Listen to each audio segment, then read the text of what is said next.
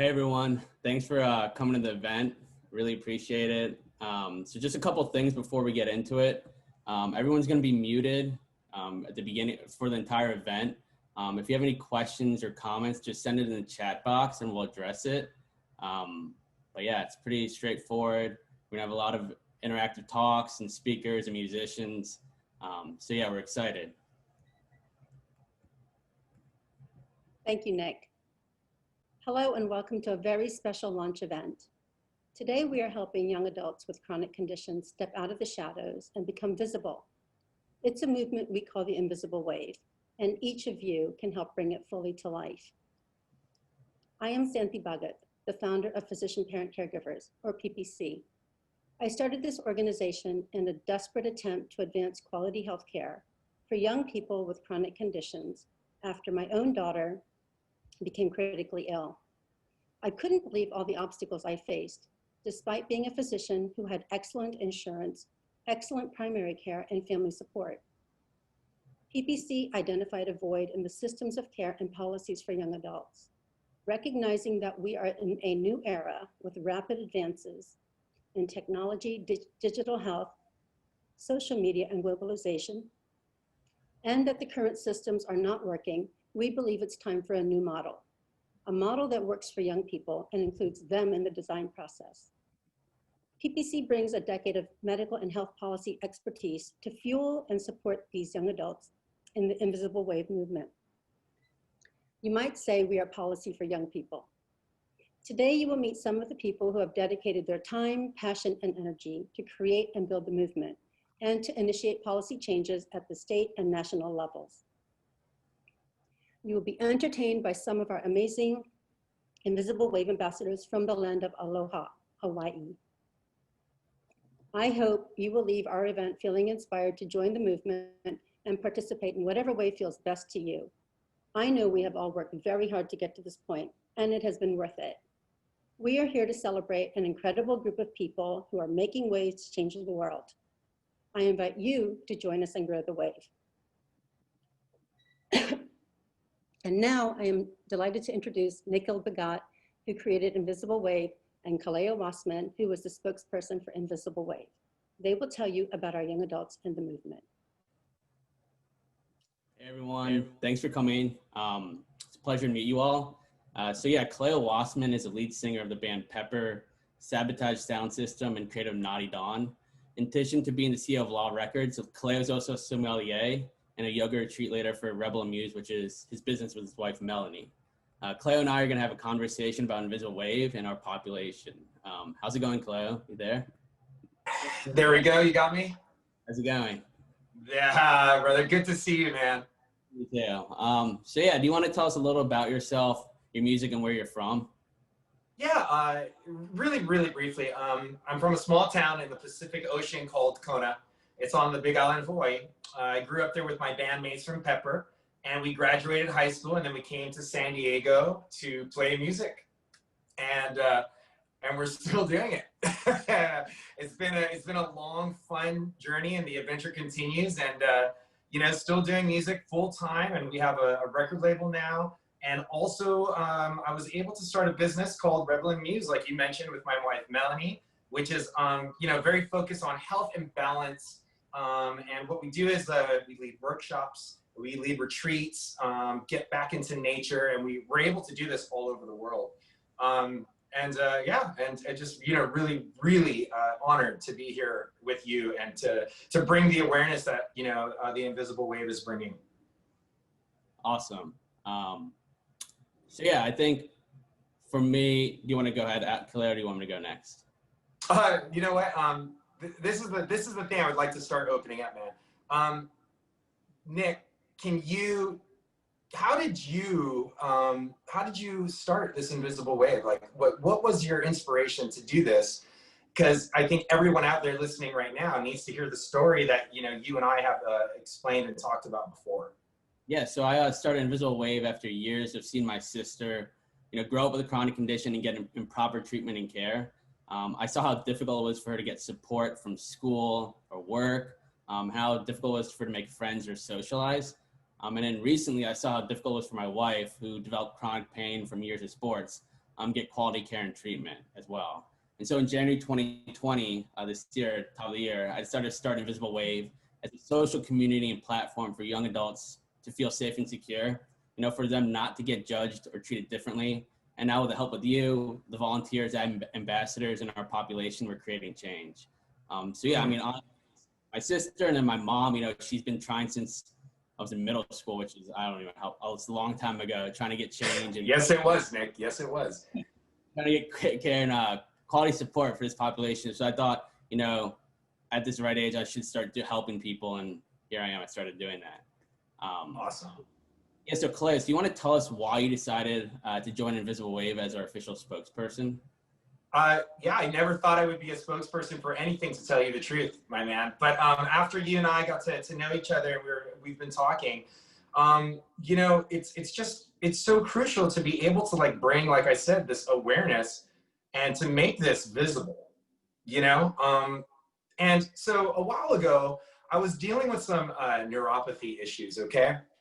And, 33, 34 years old, fit, top of the game. And it really was difficult to find the right care for me to actually align myself with a physician that was trying to work with me more versus thinking I was like this crazy hypochondriac kind of situation. And so going through this neuropathy and going through the medical system and really, writing it out, luckily through a natural path and through a physician that worked at the hospital, we were able to locate it. But it really took a lot of time for them to actually, start looking in the right places and the right things, and knowing that, it really doesn't matter if you're 18 to 35. You can have a chronic illness, and when you're looked at as you're not supposed to at this time.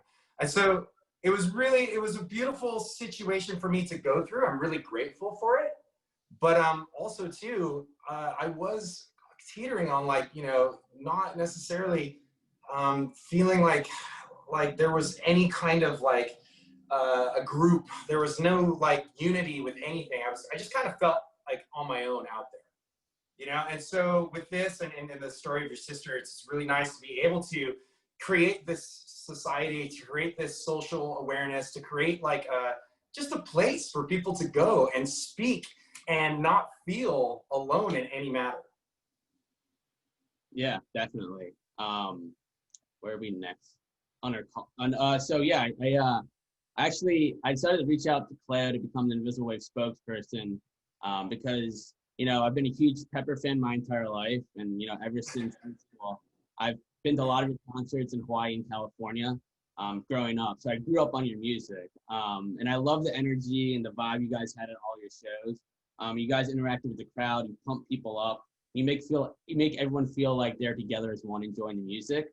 The energy and the vibe is amazing. I also saw how focused you are with health and quality health with Rebel and Muse and yoga and your Instagram. So it felt like a perfect fit merging music and health, which isn't done enough. And, honestly, I was so surprised when I hit you up on Instagram and I said, hey, do you want to talk to me about making a spokesperson or being involved in my nonprofit? And you said, for sure, email me and let's get the ball rolling. So yeah, man, it's just how genuine you are and how much you want to help this population. It just made sense for you to be the spokesperson.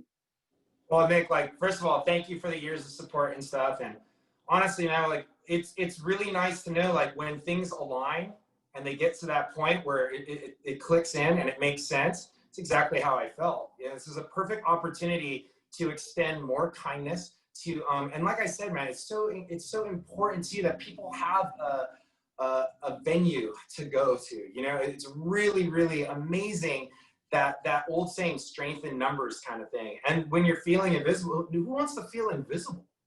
And so it gets really, really difficult when you're out there on your own, which I kind of shared that story with you. I really had nowhere to go, nowhere to turn to. So this kind of kindness and compassion, I'm all in, man. This is where I'm at. This is who I am at the point that I've arrived at. And I cannot wait for, more awareness to happen. And then to get the Invisible Wave out more and more. It's really an opportunity and an honor for me to be able to work with you guys and your physicians and to be able to have this social group together. And then I wanted to comment here is like, so I was 33 years old when I was going through this. I'm gonna jump ahead here. I was 33 when I was going through this, and you know, it blows me away. Like some examples of like different things. I had neuropathy, but there were other things like, you know, cystic fibrosis, epilepsy, and Crohn's disease. And you know, it just travels, and you're not supposed to survive into adulthood. So when the young adults hit like 18, they become like, okay, now where? Now what? You know, like now I'm an adult and I've got this thing going on.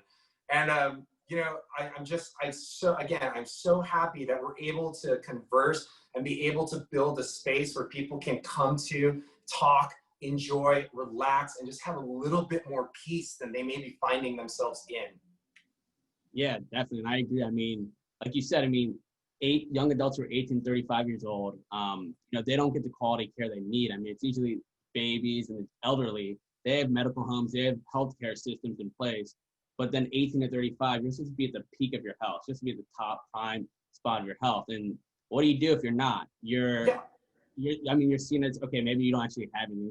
It's just anxiety. It's just stress. You'll be fine. So yeah, everything you said is spot on. Well, I mean, like, Nick, just to let everyone know, you told me that 20 million young adults are basically having a chronic condition. Yeah. And then you also told me that's like 1 out of 4 people. Yeah. And then with that, like, alone, I'm just like, whoa, I can't believe that this is going unseen for so long. And so, like, you know, being able to like just learn that information, you know, and see those statistics, it does inspire me to get so much more involved into it. And then and like what you said about the healthcare system, like, of course, like, you know, we have like, I love doing work at Rady's hospitals. That's children orientated. And then elderly, I mean, we are conditioned to just know that when we get older, we're going to need more healthcare. And so what we do need, and what we have the opportunity to do here right now in these kind of awareness talks, is to like set up a healthcare system designated for young adults. Like, this is such a crucial part of what we get to do. And how we're going to do that is with the doctors that are paying attention to this. And that's just so crucial to have their support. And then, you know, the next thing, like I said, it's a society that understands. So to help me, like, have no idea that 20 million young adults are out there with a chronic disease. And for me to understand that, and that awareness is just going to add so much more joy and hope to get this thing moving in the forward motion, into a motion where we can, you know, really do something with it. And then again, I'm going to go back to this. The place that you're building with Invisible Wave, it's a social zone for people to go and express and talk and feel okay about what they're going through. And I just can't thank you enough for having the foresight to put that together in that aspect. That, to me, that not being alone is going to be so incredibly nurturing to all of these young adults that have these chronic conditions, man. Yeah, I mean, you're completely right. I mean, you know, like you said, it's also, you know, when you get to college, when you get into workspace, when you're making relationships, there's so much of a struggle to establish those, you know, you can have a great building relationships with like a wife or husband, or start a family, or getting a job, or like, you know, if you're in school and you miss class because you don't feel well, you're in flare up, your teachers might not understand you, might just fail you. So it's like getting everyone to understand that the people at our age, or 18 to 35, can get sick. So everything you said is spot on. And I think, you know, when this population does turn 36, we are still with you the entire way. I mean, 18 to 35, you get diagnosed. We're with you until you get to 80, 90, however long you live. We're there your entire life. And so, yeah, I mean, Kaleo, everything you're saying is spot on. I think you're like, it's well, I've had a great teacher, man. You know, like, I got a great Nick, the conversations that we get to have like this, it helps me to understand more. And this is what I'm so looking forward to when you have events like this. Yeah. It's just a simple conversation to help people just understand, oh, there's this invisible wave happening. If you want to know more about it, this is the awareness of it. For sure. And like, I was at your concert, Cali Roots, last year, and there was thousands of people there. And you know how many young adults were there? There were so many, and I'm sure there's so many people there had chronic conditions. So the fact that one of the most popular singers at the concert and bands has their back means so much to young adults with chronic conditions. So yeah, I think that's it. I mean, Claire, is there anything else you want to say to our population? I mean, just know you're not alone, and with the help of Invisible Wave and everything that's going on, there's awareness of it now. I know that I've beaten that word up so much, but it truly is. Once you are aware, you have power. Once you are aware, you have knowledge. And so it's just really comforting to know that you guys are in that forward motion to make something happen for, I can't believe this, I'm gonna say it again, 20 million young people, you know? That just blows me away, man. So honored to be here, and I'm just stoked. And I'm so happy for the Invisible Wave event. Yeah, I mean, and I think the best way to top this off is, do you want to play a song for us? Yes, I will definitely play a song for you. Any requests or what? Yeah, I think Brand New Day would be amazing if you could play that. Brand New Day? Okay, cool. I'm gonna do that, but I'm gonna play it on ukulele, which was my first instrument that I learned in 4th grade. Okay, so I'll do that. I'm gonna switch over to the studio though. Okay, so give me like 15, 20 seconds or so. All right, for sure. Okay. So Kaleo is going to play Brand New Day. I asked him to play it because I thought it'd be amazing to play on the ukulele, and I think the song is basically the anthem for our population. And you'll see it in a second.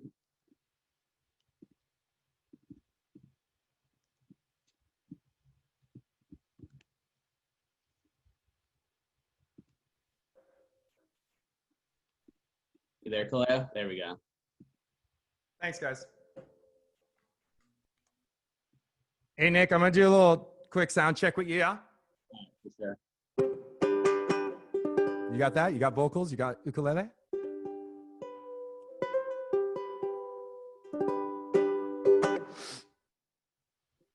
Nothing like a brand new day.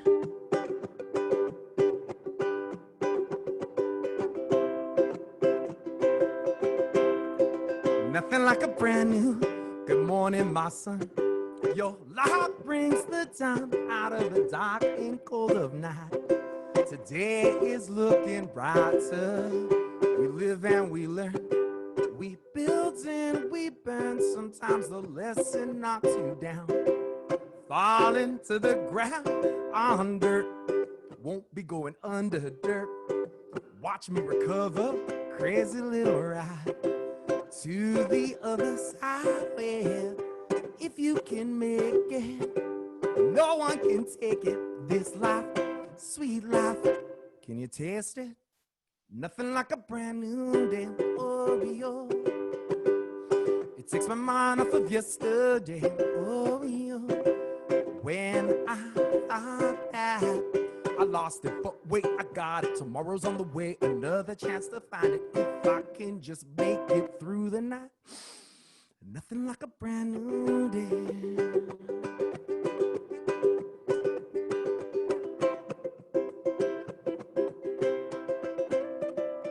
A problem comes along, exploding like a bomb. It happens to everyone. There's no exceptions, none. When everything goes wrong, don't worry, just go on. Happens to everyone. There's no exceptions, none. Yeah, hurt, all gonna feel hurt. The time can heal, crazy little ride to the other side. Well, if you can make it, no one can take it. This life, sweet life, can you taste it? Nothing like a brand new day. Oh, yo. Take some mind off of yesterday. Oh, yo. When I thought that I lost it, but wait, I got it. Tomorrow's on the way, another chance to find it. If I can just make it through the night, nothing like a brand new. Last night it got so cold and too dark for me to see. Yeah, yeah. So now I'm waiting for the sun by the ocean to light up my way to everything. Nothing like a brand new day. Oh, oh. It takes my mind off of yesterday. Oh, when I thought that I lost it, but wait, I got it. Tomorrow's on the way, another chance to find it. If I can just make it through the night, nothing like a brand new day. Oh, oh. Nothing like a brand new day. Oh.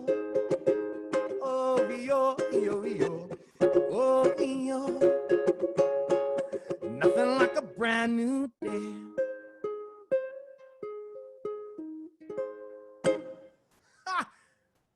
Is that all right? Yeah, it's perfect. Thank you. Hey, seriously, like playing an ukulele it makes me always feel like 20 times better no matter where I'm at. Yeah, no, you did an amazing job. And I think, another exciting thing that we're doing, it's Paula, the sponsored this giveaway, but we're doing a giveaway of a special ukulele that's on, Kaleo back there. It's that one right there. Surf Wipeout ukulele. Yes. He's going to sign it, and the winner gets a free virtual lesson with Kaleo. Yes, I would love to jam ukulele with all of you out there, actually. Yeah, so if you want to enter, if you want to win the ukulele and a free virtual lesson with Kaleo, just send me a message in the chat, and I'll add you to the contest. And at the end of the event, Kaleo will announce the winner and do a Q&A as well with all of our guests. I'm looking forward to meeting you guys. Awesome. Thank you, Kaleo. Really appreciate it. Thank you for coming on, playing a song. It was amazing. And we'll talk very soon. We'll see you in a little bit. Absolutely, man. Have a great event. We'll see you at the end. Aloha. Amen.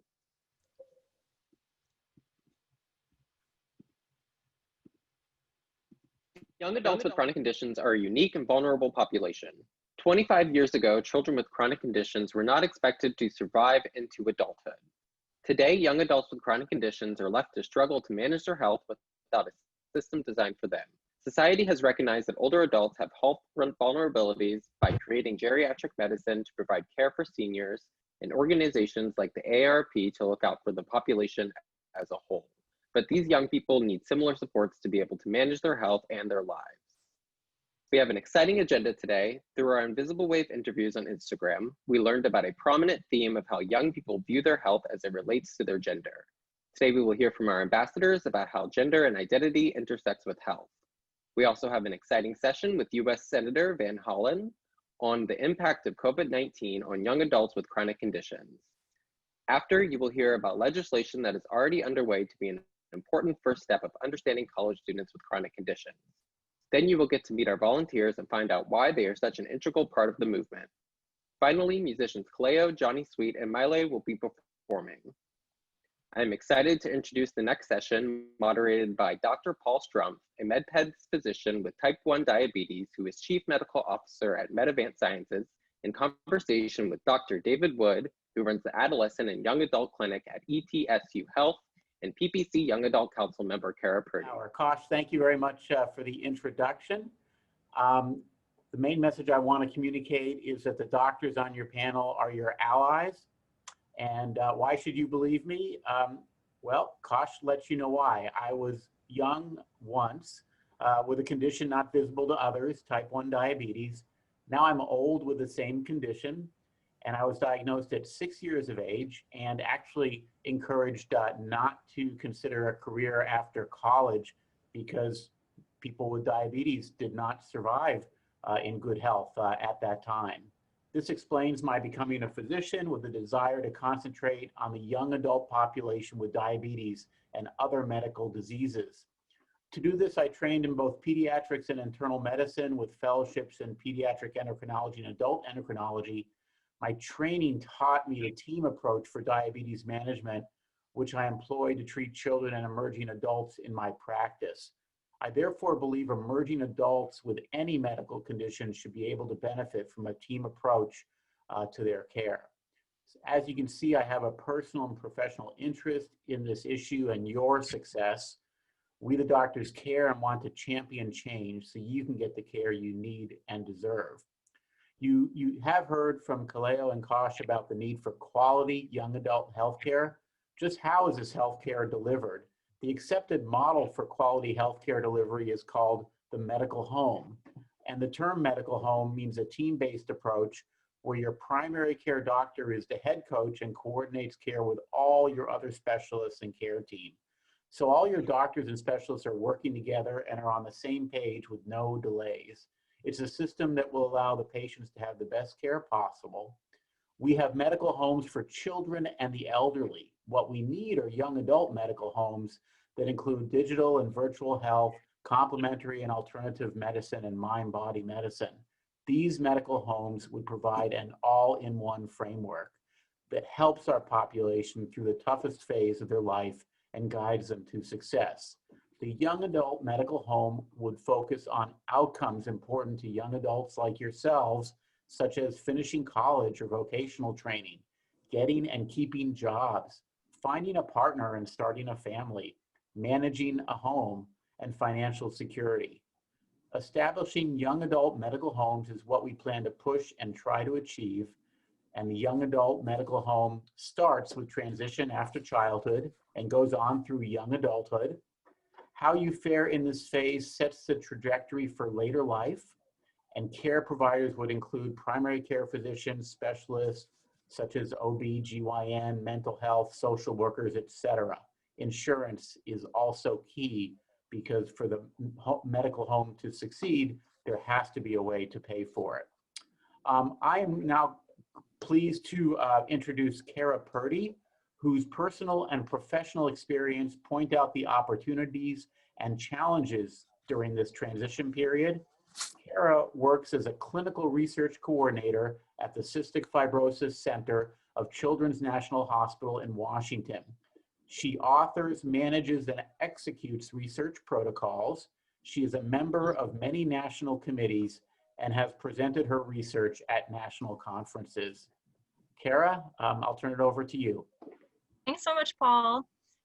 So hi, everyone. My name is Kara. I joined PPC about a year ago to spread the word about people with invisible illnesses and our experiences and needs. 3 years ago, I was diagnosed with a genetic illness called Ehlers-Danlos syndrome. Although I've had symptoms of the disease my whole life, it took me 21 years to finally find out that this was the disease that I had.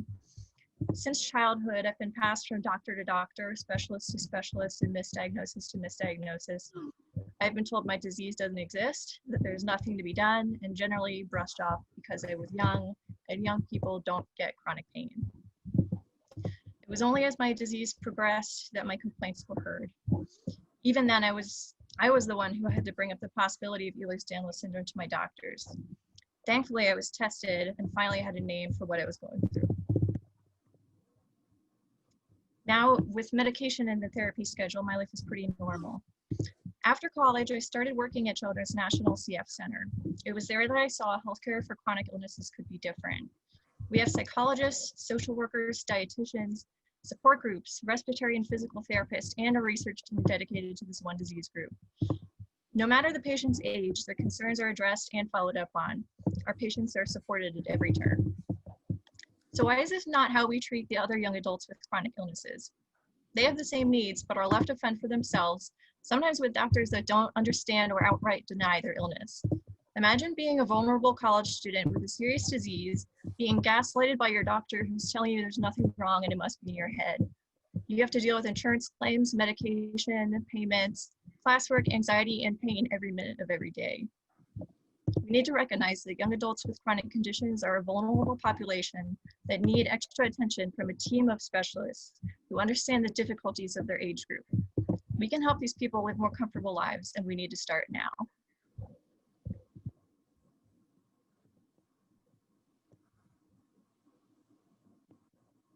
Thanks, Paul. I'll hand it back to you. Thank you very much, Kara. That was very informative. And before we move on, I did want to just follow up on something that you said. How do you envision your journey and having to bring attention to medical professionals a serious condition and ask them to explore it? How would you see that for the future, a medical home or care that is targeted for the emerging adult may have it less difficult for people who have similar conditions to you? I think the hardest part of what I went through was the self-doubt.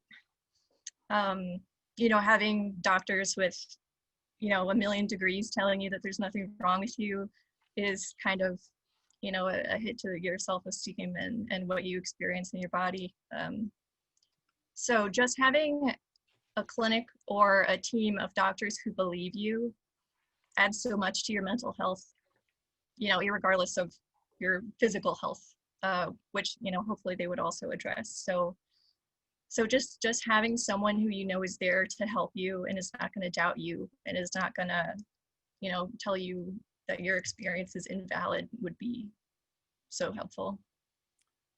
Yeah, that is a very important point. And Kara, it was the perfect transition to our next speaker, Dr. David Wood of Quillen College of Medicine, East Tennessee State University. What you are talking about is what happens in pediatric medical home care, where the parents are the providers. And when people emerge, they have to be taking on the role, and they are the ones that have to be spokespersons for their own conditions. And our current system does not allow that to occur well. And then you do have the issue of older physicians, I'll just call myself old physicians with white coats who are always rushed for time and not providing adequate attention to people like you, and actually walk into the room having reviewed your chart and actually have already thought about, you know, how they're going to end the appointment and move on to the next one. So this whole idea of a medical home and prioritizing the things that are important to people like you who are no longer children is so important. So I've got a lot that I've piled on to David. So David, this is the great thing about being a moderator. I get to give you all these challenges and now hand it off to you. Well, thanks, Paul. No, it's a real privilege to speak with you, and I have the privilege every week of seeing adolescents and young adults in my clinic. Kara, just a young woman with Ehlers-Danlos who had been told it was kind of like growing pains or mental health. It actually caused some mental health issues too, so we referred her. And one of the things I'm just going off script here a little bit, but one of the things is that there's so much changing in medicine now. The science is exploding. And what we know about Ehlers-Danlos or diabetes or seizures is changing so rapidly that it's really important to have a team. So my team to treat this patient with Ehlers-Danlos is my geneticist and physical therapist or the pharmacist. It's really important. I mean, I was the one who basically listened to her, and I'm glad you really made that point. I think the most important thing about a medical home is somebody who cares about you, who listens to you, who takes your concerns at face value and really tries to sort through, is this something that is more than just maybe a minor condition or something we really need to investigate and go further and do the testing. And that's a lot of times I've picked up a lot of folks who, yeah, they weren't listened to. Part of that listening to is, you know, you're as a young adult, or what sometimes we call emerging adult, there's a lot of things going on in your life. A lot of distractions maybe, changing from going from your parents' home to your own home. You may even be changing apartments, changing cities, changing countries even if you go overseas. So, and you know, you're working on your own identity. You're working on you're, like, as has already been talked about, looking for romantic partners or dealing with a lot of stress of trying to figure out your life, your career, your identity. And so I think, and the other thing is that science tells us that your brain is still maturing until like mid-20s, maybe even late 20s. And so you're getting better at making decisions, listening, talking, making decisions about your life. So it's really interesting to, as a provider, I think a medical home for a young adult, they really should understand this and be sympathetic or empathetic of all the stresses of a young adult that's going through. And what's really interesting about this time is not only is you're changing a lot, the healthcare system is changing. And you're, like Paul said, and other people have said, you're moving from a pediatric system, which is a little more coordinated, more nurturing. And if you have a disease that was really started in childhood, sometimes the adult healthcare system might not be that well equipped to take care of it. So places like National Medical Center can guide people to an appropriate adult medical home or adult specialists that are willing to kind of take that on. So I'll just say, I want to kind of change the metaphor a little bit for the medical home. I think of the primary care doctor as the quarterback, who's somebody who should be caring for you, listening to you, and doing just what Kara talked about. I think of the specialist as kind of one of the team players who really, the specialist, it's really important to have a good relationship with the specialist because they know the most about the changing science. I mean, Paul can talk about type 1 diabetes. I've been following lots of youth with type 1 diabetes and the innovations that are happening every year with regard to pumps and sensors and all this stuff.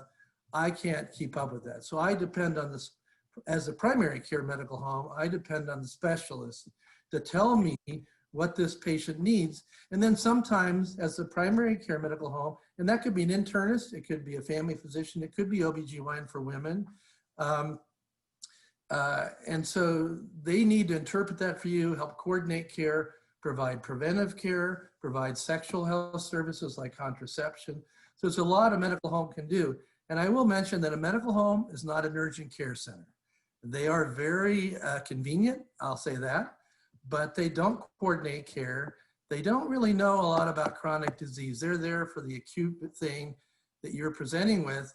And oftentimes that acute issue should be really assessed like pain for Ehlers-Danlos. It should be assessed in the context of a longitudinal care.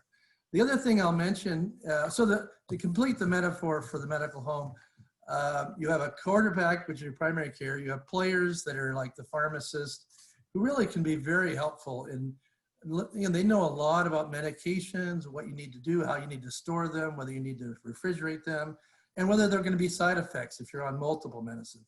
And they really help me as the medical home. So they're part of my team. As I'm the quarterback, they're the team.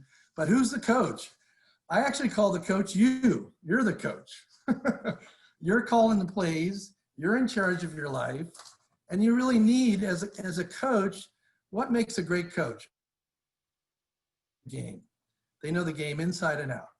And in our healthcare system, the primary care provider can be part of the help you with the coaching. A good coach listens to their players, but you really need to study the game. I will make one more mention about health insurance because it really hasn't been talked about that much. When you hit 18, 19, sometimes 21, there are these cliffs in health insurance, and health insurance changes. If your parents have private insurance and you're on that, because of the Affordable Care Act, you can stay on it till 26, even if you're not in school. If your parents were on Medicaid when you were an adolescent, you're going to lose that when you're 19. But some states have expanded that. So check with your state Medicaid agency. As a young adult, independent young adult, you might be able to get subsidized Medicaid. And then ultimately there is this healthcare.gov, which Medicaid as an insurance marketplace for people that don't really have any other insurance. But when you combine insurance with the system that's very complex, especially if you need multiple specialists, then it really is complicated, and it's complicated for all of us. But I think the most important thing is getting a good medical home, having good relationships with your specialists, and really depend on that medical home to coordinate care if you need to use like therapists or other kinds of things like Kara mentioned. Thanks, Paul. I'm open to questions.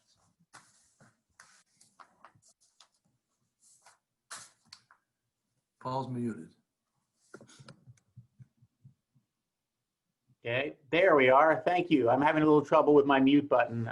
I'm very sorry. Thank you, David. That was excellent. And actually, there is a question that came up that I think will be very well addressed from your perspective. Question for the doctors: what role do you think young people with invisible illness play in improving our care alongside the healthcare profession? What can we do together? Before you answer, I saw another question that was closely related to this, that talked about a terrible experience a person had with adult practitioners. And so I would like you, if possible, to discuss the aspect of how a medical home for emerging adults can help with the ultimate care adult physicians will provide. Because I know that when I did my training, I was shocked. I was in internal medicine and pediatrics, and then I did both fellowships for endocrinology. And the chairman of the adult endocrinology at where I went actually asked me why I was doing pediatric endocrinology, because aren't children just little adults? So with that transition, David, thank you. No, there are a lot of conditions, and some have been mentioned, like Ehlers-Danlos, that sickle cell disease, neurofibromatosis, the list goes on. And we've already mentioned that many of these diseases people didn't survive into adulthood. And so our adult system, it actually hasn't, they haven't been that well organized to take care of these diseases. In pediatrics, we tend to be concentrated around children's hospitals, and the specialty care is there, and they coordinate care. But when you go out in the adult world, a lot of those specialists, because older adults and adults have much more higher prevalence, much higher rates of chronic disease, there are a lot of specialists out there in the community, and the care system is very different. And for some of these, they call them diseases arising in childhood, genetic diseases, the adult system is not that well organized to take care of them. If you're in a big metropolitan area, you might want to look for what's called a transition program that is making linkages to the adult system, because from the pediatric to adult system, that's one program I run. I look for primary care providers. I actually talk to them. I hand my patient off to them and say, hey, this person has neurofibromatosis. Are you comfortable coordinating their care? Involved. They may have, a cardiologist involved or other things. And so it's really trying to transition that network over to adult care. One of the big problems in the adult world is they're overwhelmed with diseases of the elderly, and they're busy. So taking, let's say, even an adult nephrologist may not want to take a child who had a kidney disease from childhood, because it's a different kind of disease. So part of it is really learning, kind of finding that primary care provider who is willing to listen to you, who's willing to even talk to the, maybe learn a little bit about your disease. And a lot of it can be transferred. The knowledge can be transferred so they can be a little comfortable with your disease. And then really finding adult specialists sometimes can be very difficult. If you're an adult with a congenital heart disease, it can be very hard to find a cardiologist. But there are adult cardiologists trained to take care of adults with congenital heart disease. So we are expanding the adult system is expanding its ability to take care of these conditions. But if you have a pretty unique genetic disease, you probably need to go to a major medical center and find some folks there. Because out in kind of rural areas or smaller centers, it might be very hard. And I'll stop there. Thank you. Thank you very much. I do note that it is 4:45, and I know that we started maybe slightly late, but not very late. So I do want to ask if there's any other question that our excellent panel of Kara or David could answer. I don't see any popping up on the screen. So while I'm making my closing remarks, if a question comes up, I will direct it. How I'd like to end this is we, the people on the panel, want everyone to understand that what quality care is for young adults, and we want also you to tell us what it looks like for you. So that question that David just answered is great from the perspective that clearly what we think is not actually the same as what you know that you need. And we the physicians in the healthcare system need to be educated. Can I make one last point? Yes, well, I saw a concern about insurance, the high deductible insurance. This is a huge problem. Another question about how can you help us fix the system? We need to lobby Congress along with the invisible wave. Our insurance system is broken. High deductible insurances are growing like mad and nobody can afford them. Low-income people can't afford them. Young adults can't afford them. And it's really not insurance at this point. So if you have bad insurance, I would look at the healthcare.gov. You might be able, even though your job provides you with some insurance, if it's really high deductible, that's not very helpful. You might be able to get something on healthcare.gov that would take into account your income and give you a better insurance plan. Thank you, David. And then final remarks. This organization will hold events in the new year, so you can help design the model of care for our population, which is you. We want to hear from you. Send us a message or email. And again, realize the healthcare professionals should be your allies and are your allies on this. Our next session will feature our ambassadors, Sarah Louise Shepard and Maile, who will discuss their experiences with healthcare through the lenses of young women. After that, we will hear about how young men deal with chronic health conditions with Brandon Smith, who conducts our Resilience with Grace interviews on Instagram, and Invisible Wave member James Richardson, moderated by our ambassador and founder of the diabetes football community, Chris Bray. So I'm going to share Sarah's video she did reporting. So you'll all see it on my screen. I know what I am. A daughter, a sister, a wife, a mother, a stepmother, and many more. All these positions bring me joy and meaning to my life. I know what I love and what's in my heart. But what makes me, me? Who am I? For as long as I can think, I've struggled with the answer to this question. It was a struggle before chronic pain and illness became my everyday existence, and now it's become impossible to answer. Because I do not want to be a victim of my pain, my illness, and my body failing me again and again. But it's difficult not to be. Because of the way I and thousands of other young people are treated in the medical field, it's hard not to be the person jumping up and down, screaming, "Look at me, I'm in pain, please believe me."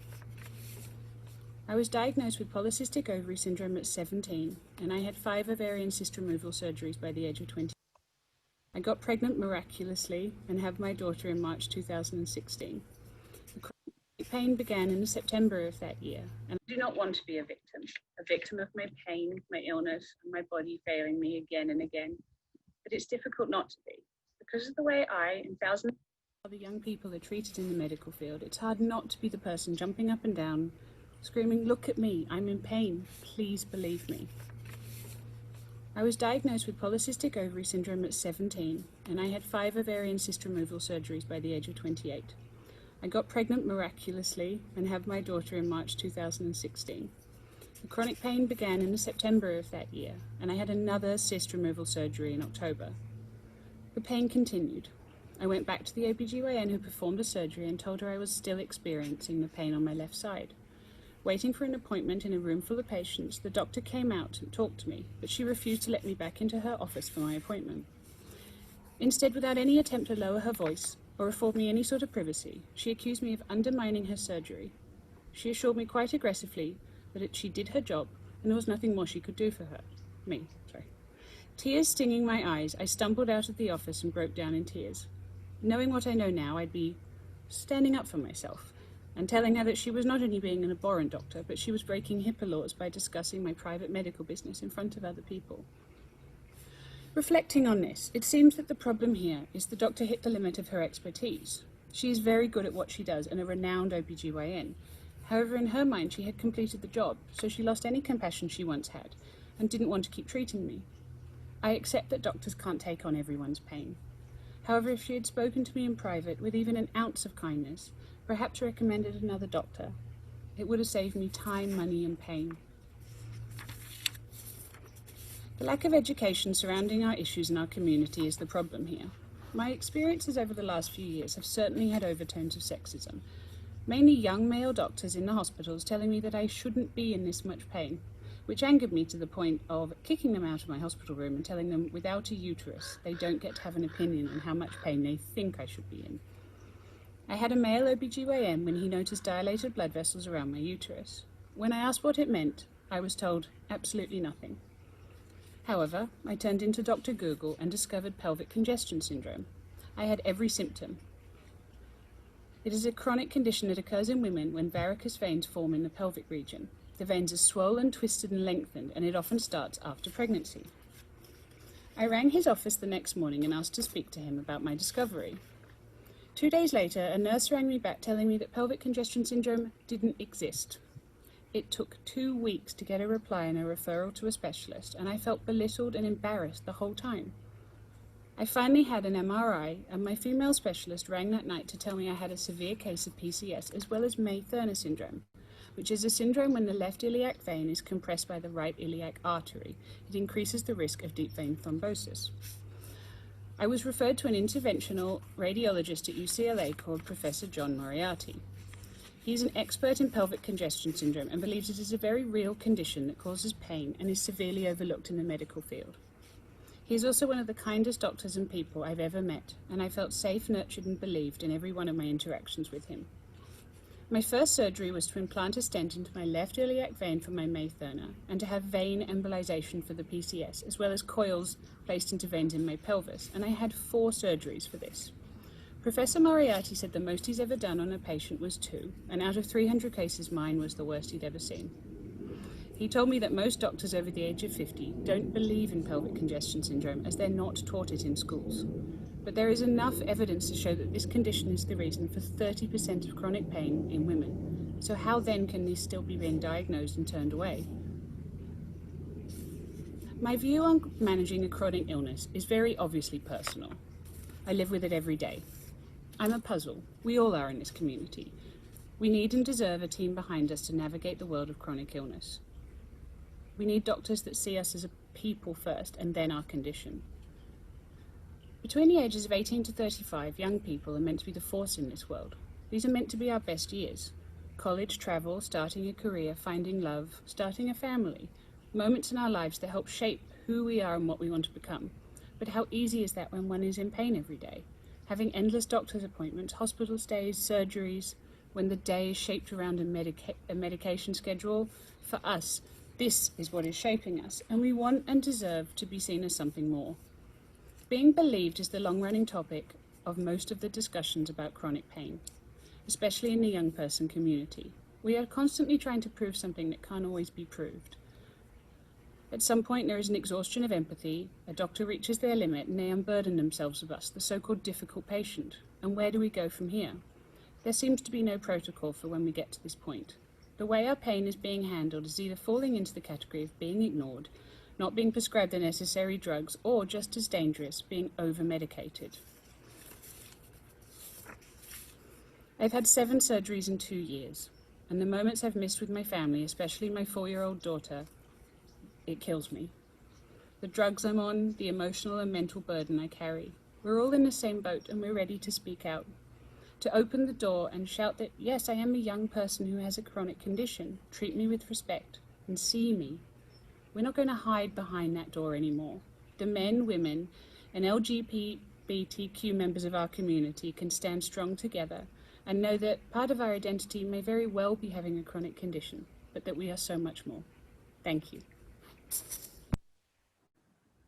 Thank you, Sarah. So now, Maile, I'm going to unmute you. Man, I'm so grateful to be here. And I just thank you to Sarah, who shared her story with us.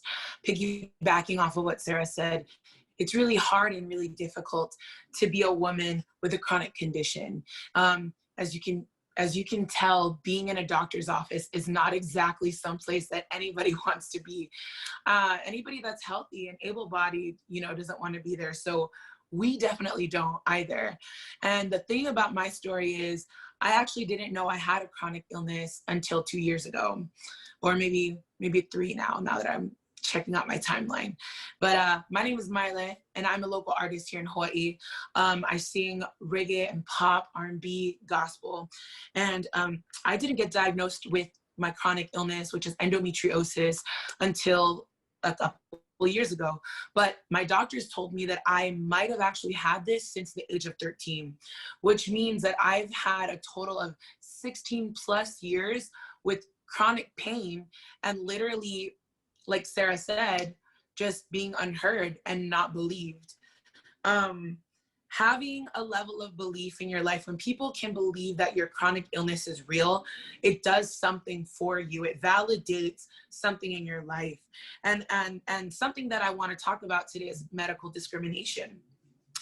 You know, as of lately, you know, I didn't know that I had a chronic illness when I was working in the corporate world in my 20s. I'm in my 30s now.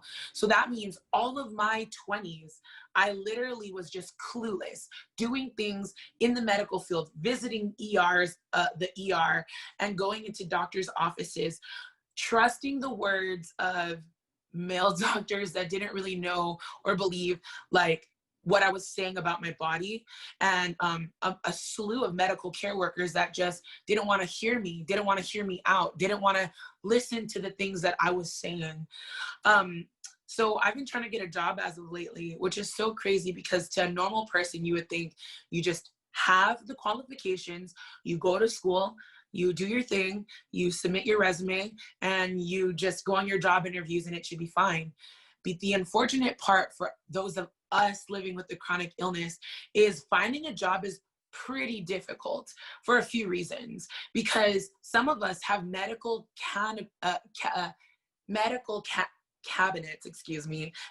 cabinets that are filled with medicines that normal people wouldn't even be able to survive off of. Doctors are prescribing those of us with chronic illnesses opioids and medication after medication. And along with the opioids, we have to take medication for constipation, because opioids cause constipation. So they're giving us medication upon medication upon medication. And then when we go to these drug tests and we get tested, what do we get tested for? What makes a dirty drug test? Opioids, right? And if you want to choose a more holistic approach, those of us like myself use medical cannabis. And by amazing grace, I am fortunate enough to be a singer and songwriter, but I had to come into this field literally at the end of like a rope that I had been going on and holding on to for 16 whole years.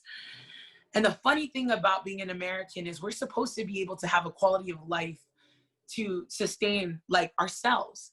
But when you're 30 or when you're in your 20s, you think you should be able to work a full-time job. But with a chronic illness, that's pretty much impossible without the aid of medication. But if I test dirty on a drug test, how am I supposed to get a corporate job to pay for my medical bills? Crazy, isn't that?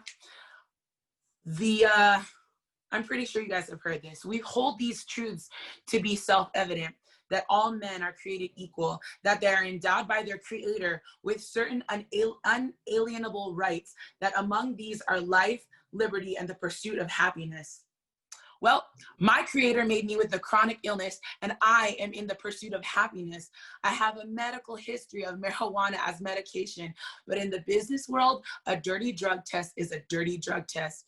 So I guess I'm in the pursuit of justice and policies in place, since my pursuit of happiness has been infringed upon.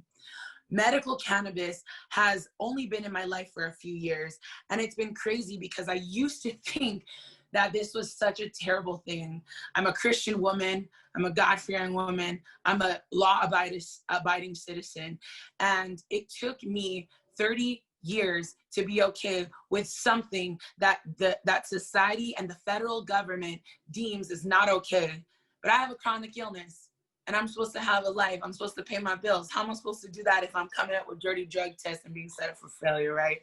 So we come into what Sarah talks about, being invisible, being unheard. It is impossible to be heard as a woman. It feels darn near impossible, which is why partnering with people like Invisible Wave, people who are here like Kaleo Wassman, people like my brother Johnny Sweet, who either have suffered in the hospitals and have a chronic illness or don't. Because people need to be connected. People need to understand this is a human thing. This ain't just a me thing or a Sarah thing or a Kara thing. This is an everybody thing.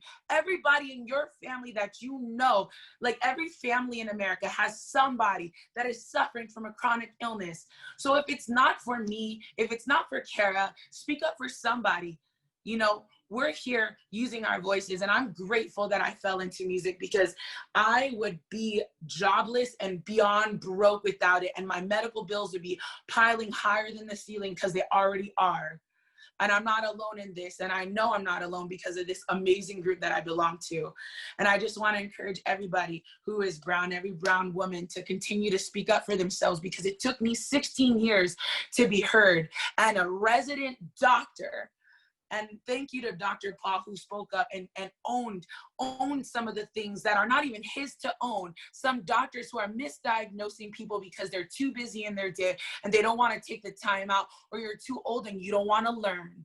It's about time that you learn some new tricks from some new doctors, because it took a young resident doctor to diagnose me correctly, to make me feel safe in a world that I should already feel safe in. Because according to the Constitution, the Bill of Rights, and everything that the forefathers said that I should have, I should be able to pursue this life like as a law-abiding citizen with no holds bars. But unfortunately, with living with a chronic illness, there's a lot of hoops I gotta jump through. But I'll jump through those hoops and I'll speak up if that means that somebody else out there doesn't have to suffer with endometriosis, PCOS, or any other chronic illness any longer, like silently. Speak up and be heard. And I wrote this song that I'm going to sing later on. It's called Sailing. I wrote it for Polynesian people, for brown people, for Black people, for everybody, for suffering with a chronic illness, for my Caucasian brothers and sisters, man. I wrote it for everybody who has a dream to hold on to. I wrote it for myself when I'm sitting in the hospital room by myself, for anybody who feels like they can't talk, they can't open their mouth. I want you to sail to your dreams and hold on, because you have people holding on with you like me and everybody here in an Invisible Wave praying for you. So this song that I'm going to sing later on called Sailing, I want y'all to listen to it. It just says, I'm sailing to my dreams. So thank you guys, Invisible Wave, for making a platform, for creating something for us to be heard, because it is hard to feel like we're not a burden to society, and we are not a burden. I'm not a burden. So I love you guys. Please continue your healing. Don't give up. And I'm here holding on with you. And if you guys ever want to talk or anything, I know we're on Zoom and you guys can't see me, but I'm very, very personable. Talk to me, reach out to me. I love you guys. Invisible Wave. Back to y'all.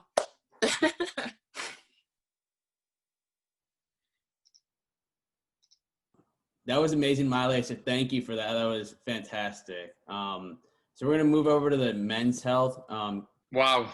I don't know how we follow that. I mean, it just, I could feel I was goosebumps listening to that from Maile, and the sessions so far have been incredible. The messages that have come across, the level of support that's out there. And now we just want to discuss, I suppose, take it in a slightly different direction as this panel has kind of been created, because we've all got something in common. We're young men with a chronic health condition, and we're into physical activity and sport. So young men face a challenge to talk about our conditions because we often shun our weakness, as our ideal of a man has been traditionally to demonstrate that our masculinity by appearing strong, even in the moments when we feel we're far from that. And this isn't just limited to our experiences in sport and physical activity. You can find this throughout society in different walks of life. But our ideal of a man is causing us a challenge with our chronic health condition. So just to open it up and give you a little insight into our world, I want to introduce both James and Brandon and allow them to open up with their stories of diagnosis. So we'll go to James first. James, tell us about your diagnosis and your condition. Hi, everybody. My name is James Richardson. I'm 27 years old and I have cystic fibrosis. I was diagnosed with cystic fibrosis when I was 2 days old. I was given 19 years to live when I was brought into this world. So the deck of cards that I was dealt when I got here were already a challenging one. Now what I do is I advocate for those with chronic illness, cystic fibrosis, and anybody that's struggling in their lives with any type of hardship. But I mostly go through health and fitness because health and fitness has saved my life. Most people with my chronic condition are not able to gain weight. We're very malnourished. We're not able to gain muscle mass because of our low bone density. So I took that as a challenge, and now I help others that are struggling with the same things as I do to be able to live a long, healthier life. And Brandon, what about your story with your condition? Hello, guys. My name is Brandon Smith. If you know me, I'm the host of Resilience with Grace with Invisible Waves every Saturday. I actually was diagnosed with sickle cell at 6, but I was diagnosed with sickle beta thal at a year old. So I was misdiagnosed originally until I had 2 strokes from 6 and 8 years old. So I'm also a stroke survivor. Now I advocate for physical fitness because the same thing, as James said, a lot of people with sickle cell, it's basically physically impossible for them to gain weight or do anything physical. I was told I would never be able to be, go to the army, be a police officer, firefighter, anything physical. So that really kind of tossed a lot of my dreams out of the window as a kid. But I just had hopes that, one thing no one could tell me not to do was have a gym membership and to be able to advocate for myself and to be able to see if, the stigmas that I always heard as a kid from doctors and family, if they were going to be, true, which I was able to, accomplish. So now I advocate for other people with not only sickle cell, but of every chronic illness to be able to help as much as I can. Amazing to hear both of your stories. And my story is that I live with type 1 diabetes. I've lived with the condition since I was 8 years old. Diagnosed in 1999. It looks very different now, managing the condition to what it did back then. I live on injections, so I will constantly have to inject insulin to survive each day. But otherwise, it's quite a concealed condition. And actually, that presents some challenges then when I think about how that's played a part in my life growing up as a man, growing into a man, and with my condition. But essentially, my job is to count carbohydrates 24 hours a day, 7 days a week, and dose my insulin accordingly. So I basically do a job of another organ, and it presents itself as being a huge challenge. But I like to think that my experience and the things that I've been through, and now what I try to do in the work that I do with the diabetes football community and the work that I've already done in sport is there to prove that the condition doesn't define me, and actually what it's done is driven motivation to sort of overcome the challenges that I'm faced with. And that kind of segues me in nicely to one of the big challenges that I would like to talk about and pose again to the guys is, what sort of stigma have you faced around your condition? And this time we're gonna start with Brandon. So as far as stigma, like I said earlier, the stigma has always been for people with sickle cell is that, well, there's 3. One is that they're not able to gain weight. They're not able to be tall, or they're not really able to be, I would say powerful or even just physically active. That's one stigma. The other stigma is that, primarily of people with sickle cell are people with, of color. So a lot of situations will come to the point where with doctors where they think that people with sickle cell only seek pain medication. That is one stigma I've dealt with so much. How Maile was saying that, the doctors would just kind of force opiates on her. It's the very opposite for me. It's always been, well, you may be hurting, but I don't want to necessarily get in trouble. So because you look active, or there's such a stigma in the community with people with sickle cell seeking pain medication, I'm not going to do it for you either. Just because, you know, you may be somewhat different. And, you know, I don't think that's has been a fair stigma on anyone, because a lot of people are hurting, and because of a few bad apples, which they are everywhere. You know, you're going to find that everywhere in all walks of life and all people with all chronic illness. You might find some that, you know, try to benefit off of their situation. It's not right to judge everyone off of that. And then the third one would be being a male with sickle cell. The females have, and rightfully so, because they suffer through going through, you know, still having to deal with the monthly on top of dealing with the pain that is every day. If anyone saw the interview, I brought one of my friends that is a young woman with sickle cell, saying that she would much rather go through childbirth than have a sickle cell crisis. It hurts. So the stigma has always been, well, the crisis can't be that bad. It's that bad. If a woman can say that I'd rather go through childbirth and rather have my rehab my children than have a sickle cell crisis, the pain is that bad. It's unbearable sometimes. So sometimes, you know, those are the three main stigmas that I've dealt with. I appreciate you sharing that with us, Brandon. James, what would you say the kind of key stigma that you face with cystic fibrosis has been? Yeah, I think stigmas with chronic illness in general, I want to speak to the entire community about this specific point. I think stigmas for all of us with chronic illness, when we talk to somebody about us being sick or being unwell, they instantly think that we're weak and we don't know how to handle different things. And we're almost not human beings in a way. We're almost like aliens in a different world. And I want to speak on the stigma of, let's talk about strength. Let's talk about all these cards being dealt to us and different things of chronic illness and these things that we deal with and the pain and the suffering. Let's talk about that being our strength. Because I think that once we turn those stigmas into strengths, people will start to look at us differently. They'll start to see us that we're actually strong and we have some sort of power over different people to be able to give them knowledge and give them hope and give them passion.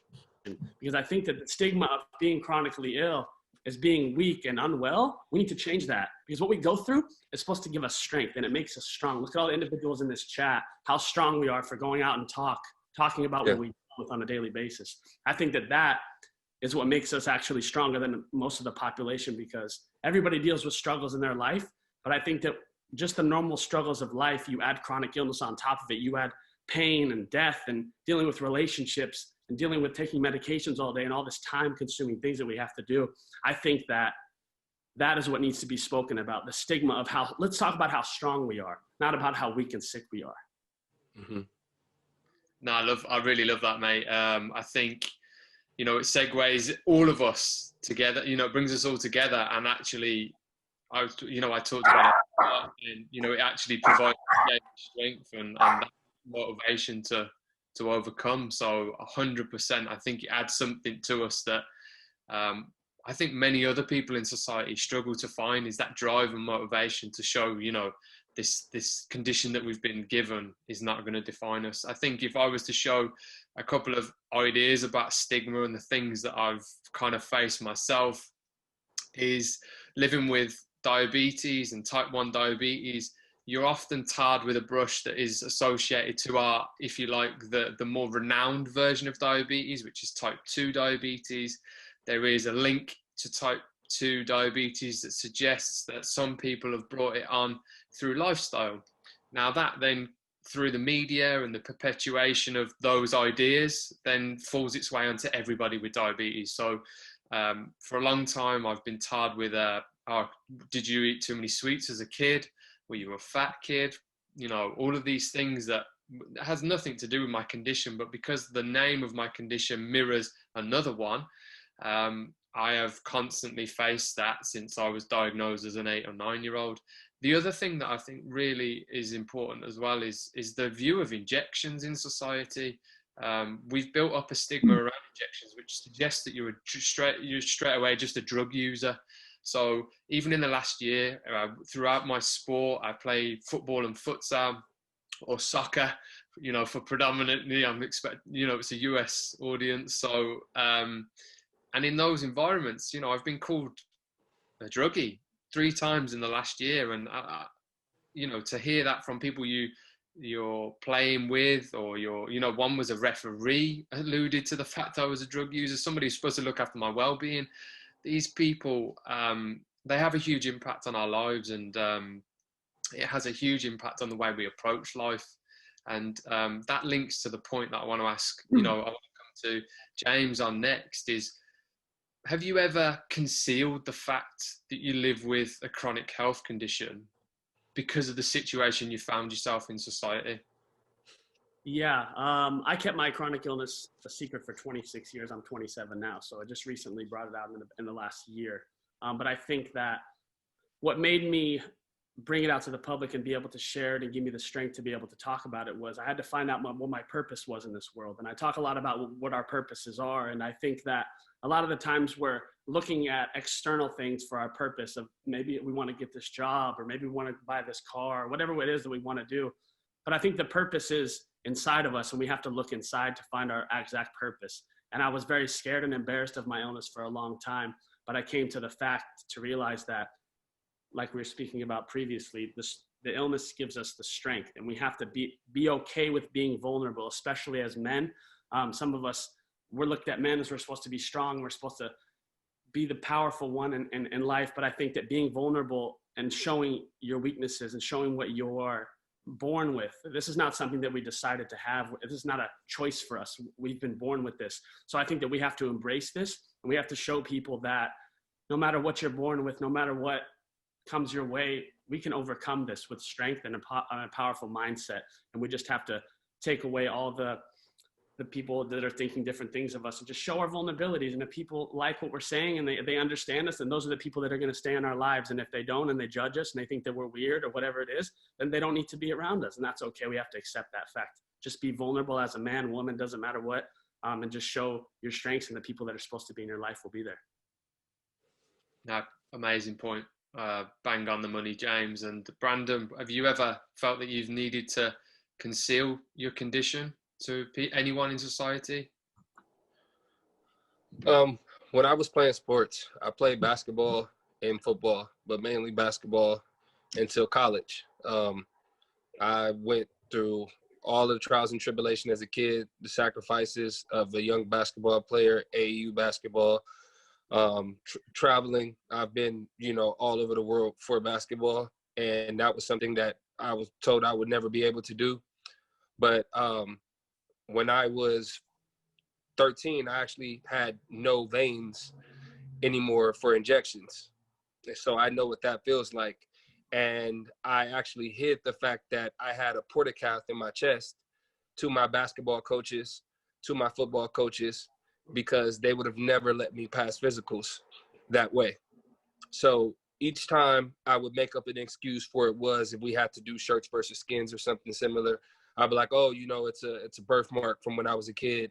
I fell really hard on my chest, and, now there's like an air bubble there. I would just make up nonsense, and, they would believe it. And I would never go to my own doctor in pediatrics. I would actually go to like a local clinic to be able to get my forms filled out for me to be able to pass physicals.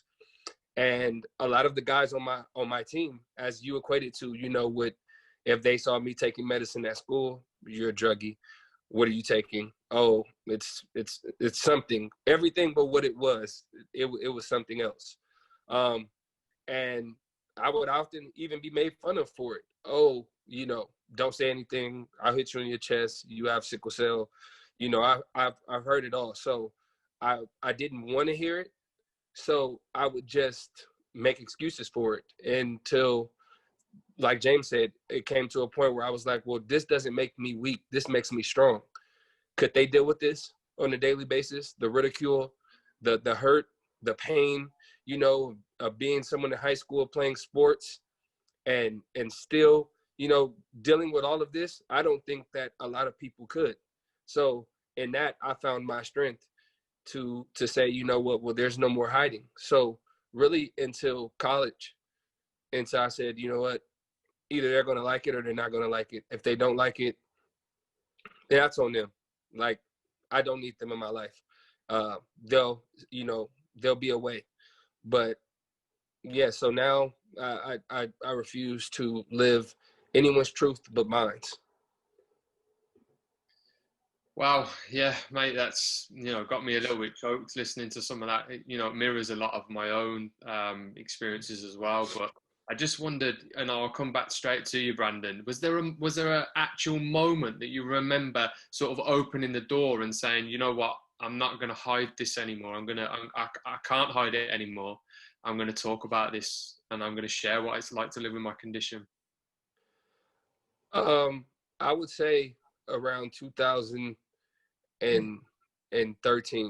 and the reason was because I had a person reach out to me. I had really just started lifting weights, and at the time I'm still in college, so I'm playing basketball, and I had someone from India reach out to me with thalassemia major. Wasn't even, not even the same chronic illness, and they're reaching out to me and they're asking me, hey, I looked on Google, I saw that you did a men's physique competition. You're the only person that I can find on Google with something similar. And, you play sports. How did you do it?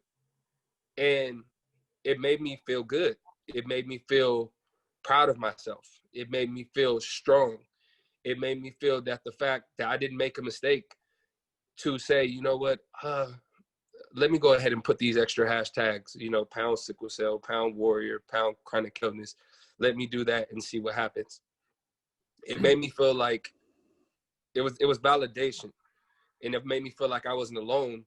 The fact that another man from another country reached out to me just to inquire what I did to be able to live daily life.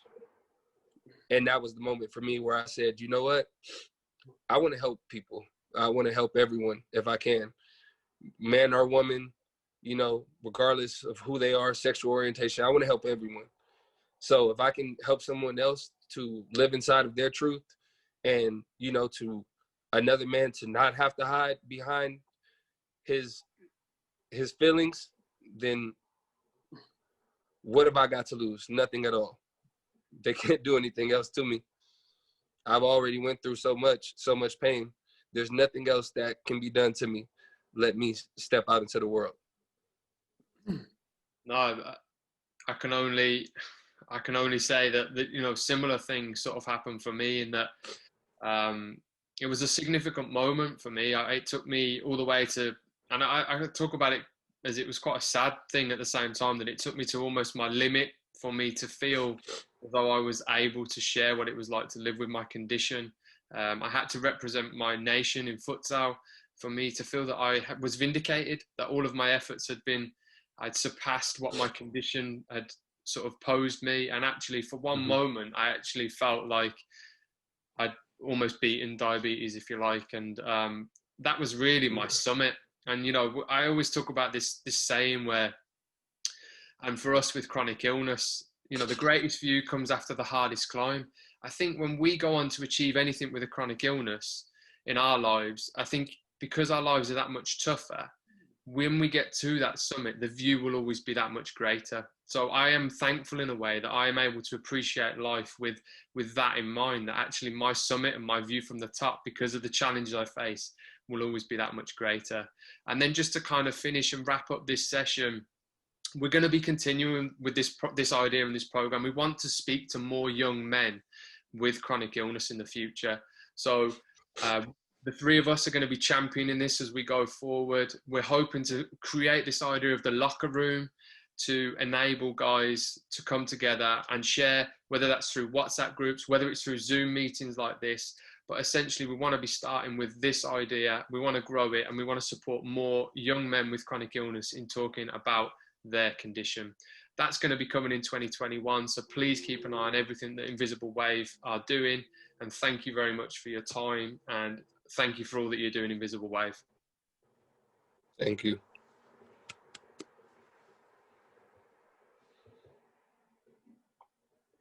Thank you, Chris and Brandon and James. That was very powerful. Our next session will be on the impact of COVID-19 on young adults with chronic conditions. I am excited to introduce our special guest, Judy Woodruff, anchor of PBS NewsHour and fellow parent advocate, who will moderate the session. I am also delighted to introduce the Honorable Senator Chris Van Hollen. On behalf of PPC and Visible Wave, our young adults and families, I thank you for championing our cause from the very beginning. Our physician champion is Dr. Kavita Patel, an internist with over 15 years of policy experience on Capitol Hill and the Obama White House. She's a national COVID expert and a medical contributor for MSNBC. We're lucky to have one of the few research scientists who studies this population, Dr. Lauren Wisk, from the David Geffen School of Medicine and the Center for Health Equity at UCLA. She will share some exciting new findings. And now I will hand this over to Judy Woodruff. Thank you very much, Santi. I hope you all can hear me. I'm so honored to be part of this program. I wish I could have joined earlier. It was a very moving and powerful discussion you all were having just now. I couldn't help but be very affected by it, and I'm sure everyone who was listening felt the same way. I'm just really pleased to be part of this conversation where, as Santi said, we are talking about the situation that young adults with chronic conditions find themselves in our current healthcare system, and especially with regard to COVID. We're so glad to have Senator Van Hollen with us, and of course, Ms. Patel and Ms. Wisk. Lauren Wisk, I want to start with you because you're the one who's done this research, this really not ever done before research on the impact of COVID on young people. So I'm going to ask you to summarize, if you will, what your findings are and what you think the significance of them is. Much. So as a associate or assistant professor rather, I really am super uncomfortable not showing actual data. So I apologize in advance, but I'm going to show just kind of one data slide that I think actually is really helpful to kind of visualize what the impact of COVID-19 has been on young people, and in particular young people with chronic medical conditions. And so I think, as we're really all aware, COVID has been a pretty substantial crisis worldwide, and in particular in the United States, we've seen a really insanely high number of cases and deaths. And I think what's really interesting is early on in this crisis, there was a lot of messaging to the extent that, young adults are pretty much safe, they're not impacted. And I think that was both kind of an artifact of kind of early data limitations and kind of the data that we were collecting early on. And then also kind of just a little bit of a shift in sort of transition dynamics that happened, mostly around the summer. And kind of the table on the left-hand side, you can see this is case counts in California, and you'll notice that that 18 to 34 group is really where the predominant number of cases are located right now. And I think that's pretty true across the United States as well. Young adults are seeing a really huge rise in terms of their impact. And as a result, even though the death rates are much lower than older age groups, we're starting to see some of the disparities and differences shake out. And so in particular, what we did is we took some data from the CDC, their kind of monitoring system that they've been using to track COVID. And we looked at kind of what is the risk for hospitalization, for ICU admission, and for mortality for having a chronic condition versus not, something that we knew was a risk factor for COVID. And we stratified that across different age groups and noticed that kind of the risk associated with having a chronic condition was highest. It was most dangerous to have a chronic condition in that adolescent young adult age range. So kind of the 10 to 39 age range. And you can kind of see across all these different charts where we've got hospital, ICU, and mortality risk. Risk really is peaking for this young adult population. So again, I think this really, highlights that early on that message that we were getting that young adults are safe, they're fine. This kind of shows that that's actually not the case. And in particular, there are specific subgroups of young adults, those with chronic conditions, most notably, who are especially vulnerable and really, we're bearing the burden of this disease. Lauren Wisk, before we move on, why do you think this has taken so long to emerge? You said you think it's just because all this has come upon us so quickly, the virus itself. Yeah, I think there are a couple of contributing factors. I think, data infrastructure is one. So I would say one of the kind of larger issues that I think this population faces, and one of the reasons why we kind of refer to it as an invisible population, is, we don't actually do a great job for all the really great, national data sources that we have. We actually don't do a great job of asking the types of questions that are going to allow us to specifically hone in on adolescents and young adults with chronic conditions. So for instance, a lot of these national surveys and data sets that I use pretty regularly in my research, if you're 17, you'll be asked, do you have sickle cell? Do you have cystic fibrosis? Do you have cerebral palsy? But if you're 18, you'll be asked, do you have a heart attack? Or do you have hypertension? And so the questions really shift at age 18 to be a more kind of geriatric, diseases of the aging focus. And so as a result, we very undercount, young adults in particular that have, these more pediatric onset type conditions. And so it just, I think becomes hard to really identify this group.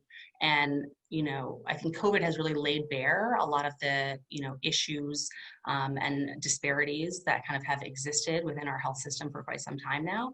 And, early on in the pandemic, we really were mostly collecting just, age and sex as far as kind of characteristics when we were collecting data on COVID case counts. And we got better at collecting like race and ethnicity and chronic condition status. We're still not quite, I think, as robust in our data collection methods as we could be to really tease this out.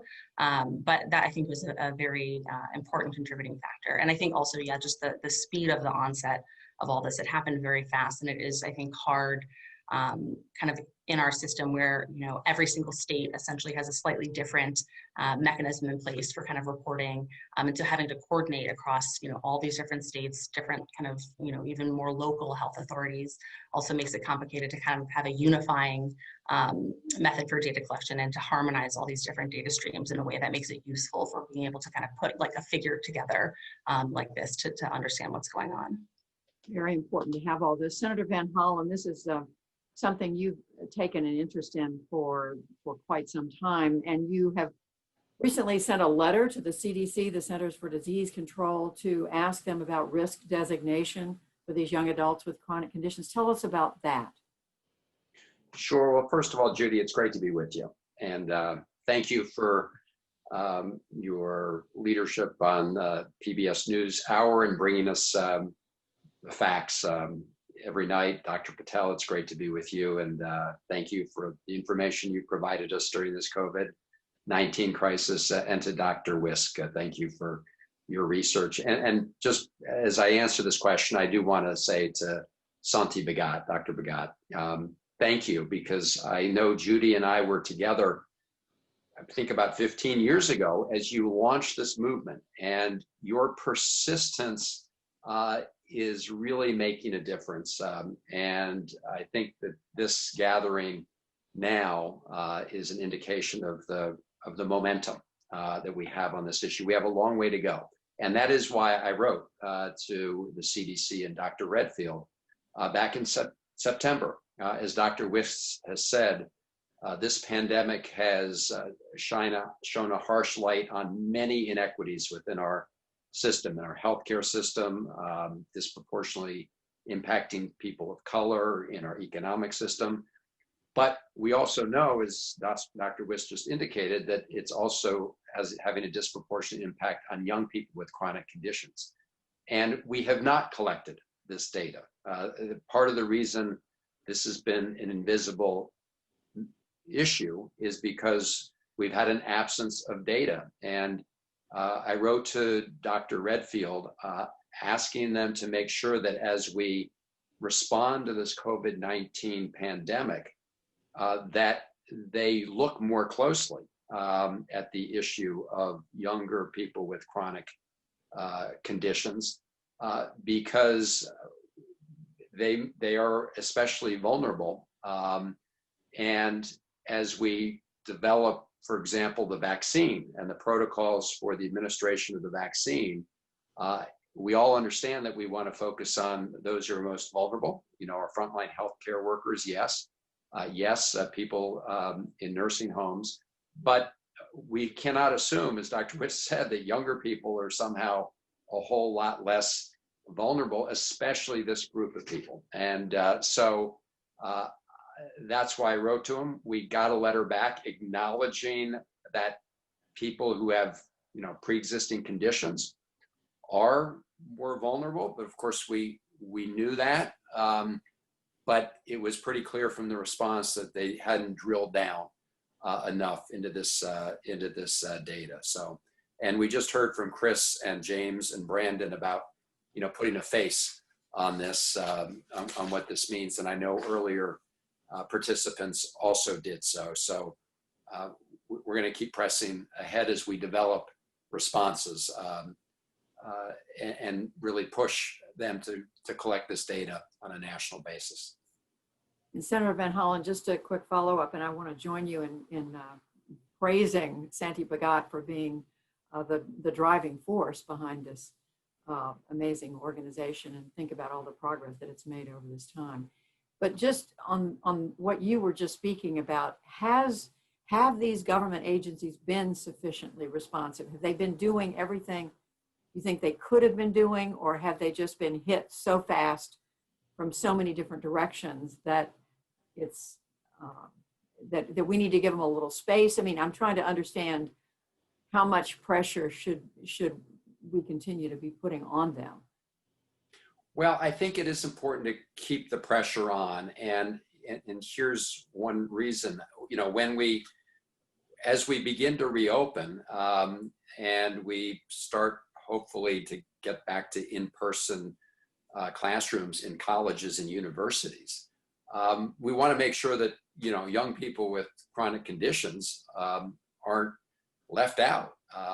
And the only way to make sure that they're going to be adequately protected as they return is to make sure that they're in line to get a vaccine because of those pre-existing conditions. And so, again, I'm not faulting the CDC, but I do believe that we need to keep pushing them to accelerate this data collection, because this is a group of people, as we've heard, whose stories and situations just too often falls through the cracks in our medical system. We have the treatment systems for when they're younger, and we have treatment systems for people when they get older, but this group of individuals has fallen through the cracks too much. So getting people to focus on this is not easy, because it requires collecting the data with different sort of filters than we have in the past, but we have to do a much better job of it, and then translate those results to how we deal with the healthcare implications. And Dr. Kavita Patel, I want to bring you into this. Why is this data, and how is this data important for healthcare providers as they serve these young adults? Yeah, thanks, Judy. Thanks, Santi, for having me, because I can't echo enough that this wouldn't happen without her and her colleagues' commitment. And to the Senator and Dr. Wisk's points, I think that I'll be even more blunt. There has not been a collective kind of nature to any data collection, not just at the CDC level, CMS, Centers for Medicare and Medicaid Services, Agency for Healthcare Research and Quality, NIH, the acronym soup could go on and on and on. And people, I'm an internist by training, people like to say that, like, kids are just small adults, and they're not. And even more refined, people assume all young adults are healthy. And we've heard far more eloquently than I can deliver kind of the testimonials from young adults who have faced stigma, who have faced ostracization. And candidly, as parents, I've got children, as a parent, to think that my child, who I worked really hard for, doesn't have these resources is unacceptable. And I do feel like data collection is important, Judy, across the board, because unfortunately, whether we like it or not, a lot of access and resources are tied to it. Funding for research is tied to it. Funding for access to Medicaid programs, to even eligibility for Medicare. A lot of people don't realize everybody thinks Medicare is for older people over the age of 65. We actually have an incredible young population and people who have end-stage renal disease or certain chronic conditions that qualify for Medicare. So it's important on all those levels. And I'll say I will fault the Trump administration and the CDC for consistently in their presidential budgets, starting with 2017, taking money away from data collection from the CDC, from the Administration for Children and Families, until it was convenient to put children, until it was convenient to kind of think about using the ACF for children on the border. And so I bringing it back to COVID, I don't want people to listen to all the passionate stories. Everything we heard today so far actually had nothing to do with COVID, because the system was broken well before COVID. COVID just brought a lot of it to light. And I'll just ask, I think, both the Senator and Judy, you both are incredibly, you have incredible platforms because of your integrity and objectivity. We hope that we can just shine a light that when vaccines are being distributed, the federal government has taken the posture that they're just going to facilitate the states, but the funding is not there for states. I'm in the state of Maryland. I'm a doctor in the state of Maryland. Senator Van Hollen's been writing letters, the governor, all of the above. I worry, though, that a patient like a YI that we've heard from in the state, not just in Maryland, by the way, but any state, might not necessarily realize that they actually are in the 1C category and could be prioritized to receive a vaccine soon because of the data that Dr. Wisk showed, where they actually are at a higher risk than other people. So this is an incredibly important problem to deal with now. And another final point, in our hospitals and clinics, we were all asked to submit to something called protecthhs.gov, a mandatory data site that we were, being told we had no choice. We submitted a great deal of data about hospitalizations, about deaths, about what happens with people with COVID. Judy, we haven't received any insights from what the government has learned from that. So if people like Dr. Wisk were not analyzing the data, we would literally be like people kind of in a mine shaft with no light whatsoever. And that's sometimes the way it feels. Well, Dr. Patel, just to pick up on what you were saying, I mean, what will determine when these young adults with chronic conditions, where are they in line for COVID? And who's going to finally, and how, you were addressing that, but how's that finally going to be decided? Yeah, I will give credit, because I'm in his state. Senator Van Hollen has been like persistent, and both senators, and I'll say Maryland's a great example where we actually do have bipartisan cooperation. And I want to acknowledge Aruna Miller, who's also going to be part of this because she was a leader in making sure that we had a public health infrastructure. But Judy, so all states and tribal territories, tribal nations and territories had to submit their plans, and then they're refining them. So everybody has plans in place. There are plans. Maryland has this robust vaccination center process. We don't know exactly how many doses we're going to get. We're going to wait to get them. But vaccines don't save lives, vaccinations do.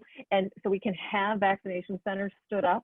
But if if Brandon is in Maryland and he really needs to be in line and we want him to come, if he doesn't know and there's no awareness, and candidly, Judy, that takes money, that takes time, that takes resources, and we don't know who will do that. So we need social media, we need invisible wave. We're going to need, in my opinion, we're going to need public-private partnerships like we haven't seen before in this country to fight disinformation, but also promote information so that people come to the front of the line and don't feel stigmatized. Yeah, it's alarming to me to hear you say that so much of this is just not known yet. I mean, that it's still being evolved. I mean, I know we're early in the process. We haven't had the vaccine delivered yet, but it's not that far away. We're really just weeks away from the first. I want to come back to you now, Lauren Wisk, Dr. Wisk. How do we get your study out there? I mean, I wasn't aware of it until Santi, sent it to me. How do you get it out there to the people who need to know about it? And what's your next set of questions about these young adults and their vulnerabilities? Yeah, so those are great questions. I think, from our perspective, we definitely want to get this into an academic, medical journal. I think that's one of the ways that we can disseminate it both to clinicians and other researchers to kind of get the ball rolling as far as piquing their interest. But also I think it helps, when it's published in a major medical journal to get, news and media attention, which is, I think, how we kind of, inform the general public. But I think that also is difficult because it's a slow process. The way that kind of academics works is a very glacial pace. We have to submit it. it goes out for peer review, it comes back with comments, you comment on the comments, and it takes a while. And I think, unfortunately, because this crisis is so fast moving, we really do need to have a more expedient way to get this information out there. But just the way that our systems are set up, there's not a great way to do that, besides kind of, just shouting into the void maybe on Twitter. But I don't know that that's the most effective way to move forward. I think this, partnering with an advocacy organization like this is one, good way to kind of partner with kind of the knowledge that we're generating in academia, with people who have the contacts and can, put this in front of the people who can, make decisions, and also, get it into other people's hands, who can help with dissemination. But moving forward, I think, just to kind of circle back a little bit, I think it would be helpful too if the government agencies that are collecting this data, they have the ability also, because there is a lag between when they collect the data and when they, release it, so that someone such as myself can access it and start analyzing it. And, they could shorten that whole process if they had a little bit more kind of resources and funding to make these efficient, data streams available to researchers. And they also have, staff members whose job it is to analyze these data and issue reports. And they do that on a number of topics, but I think, unfortunately, young adults, and in particular those with chronic conditions, are not listed as one of their priority populations at the present time. So as a result, they don't make it into these interim reports that are issued by the government. So I think there's kind of a lot of kind of hurdles that we have to overcome in terms of how we get this out, and how quickly we're able to get this out. And Senator Van Hollen, what is the best way for, how does information how does it get to the right place, and what are the right places right now that need this information? What buttons need to be pushed? What levers need to be pulled to get this moving, which is what all three of you are talking about? Yes, and just in that context, as Dr. Patel said, this is not a new issue, as you and I know. Santi Bhagat and others have been working on this issue now for a very long time. There was in 2015 a National Academy of Medicine study and report that laid out a series of recommendations for providing better health care to young adults with chronic conditions. We need to really push everybody to implement those recommendations. And in the immediate context, just in listening to this conversation and with Dr. Wisk's research, I'm happy to work with her and send a follow-up letter to the CDC. I know it hasn't been peer reviewed yet, so I'm happy to talk to Dr. Wisk about how we present it to the CDC. But they, of course, are the ones that establish the national guidelines in terms of priority for vaccination and other interventions. Of course, ultimately, while the CDC is providing those national guidelines, and under the incoming Biden-Harris administration, they won't be gagged, they won't be undermined. They'll be able to present the public and healthcare providers with accurate and good information and full information. But the way this is going to be set up is the states then, as Dr. Patel said, are going to be actually administering the vaccine. And it's essential that we provide resources to those states. And that is why, in my view, it would be unconscionable if the House and Senate adjourn in December without passing an emergency COVID response bill. We've been waiting for 6 months in the Senate to have a vote on the HEROES Act, which passed the House. It looks like Senator McConnell will not allow a vote on that. There is this promising development, I should say, a bipartisan group having established a framework. I support that, and I'm raising that now because, as Dr. Patel pointed out, we need the resources to go out, and that does contain a number of elements. The three that are most directly related to this conversation include over $120 billion for state and local governments in a very flexible way. $35 billion to go to healthcare providers, so that's hospitals, community health centers. $16 billion for the vaccine deployment process. So those are national numbers. We're still working through the details as to how that will be, you know, distributed and how much each state will get in which category. But in my view, those funds have to be, you know, into the pipeline in the coming weeks. States can then use those funds for administering the vaccine, and we can work at a state level. Aruna Miller was mentioned. I know Delegate, I think Delegate Jocelyn Pena Melnick is also working in these areas. But then we can, with those resources, if we can get the CDC to establish more national guidelines, then we can work in each of our states to implement them. And in the, I think, few minutes we have left, I want to come back to Dr. Patel on what these young adults themselves can do at this point, to the extent they can advocate for themselves. And just again, I mean, we've been hearing it from all of you so eloquently, but remind us why it is so important that we continue to focus really hard on this population that frankly has been, you've all said it, but has been overlooked, and just people just assume they're going to get through it. They're strong, they're young, they're going to get over, you know, they'll get over it. And so many, it isn't, and we know it's more complicated than that. But Dr. Yeah, absolutely. And Judy, I'll just say, you know, nothing about us without us. Like you can't ask for a better healthcare system or ask for people who can support the kind of care.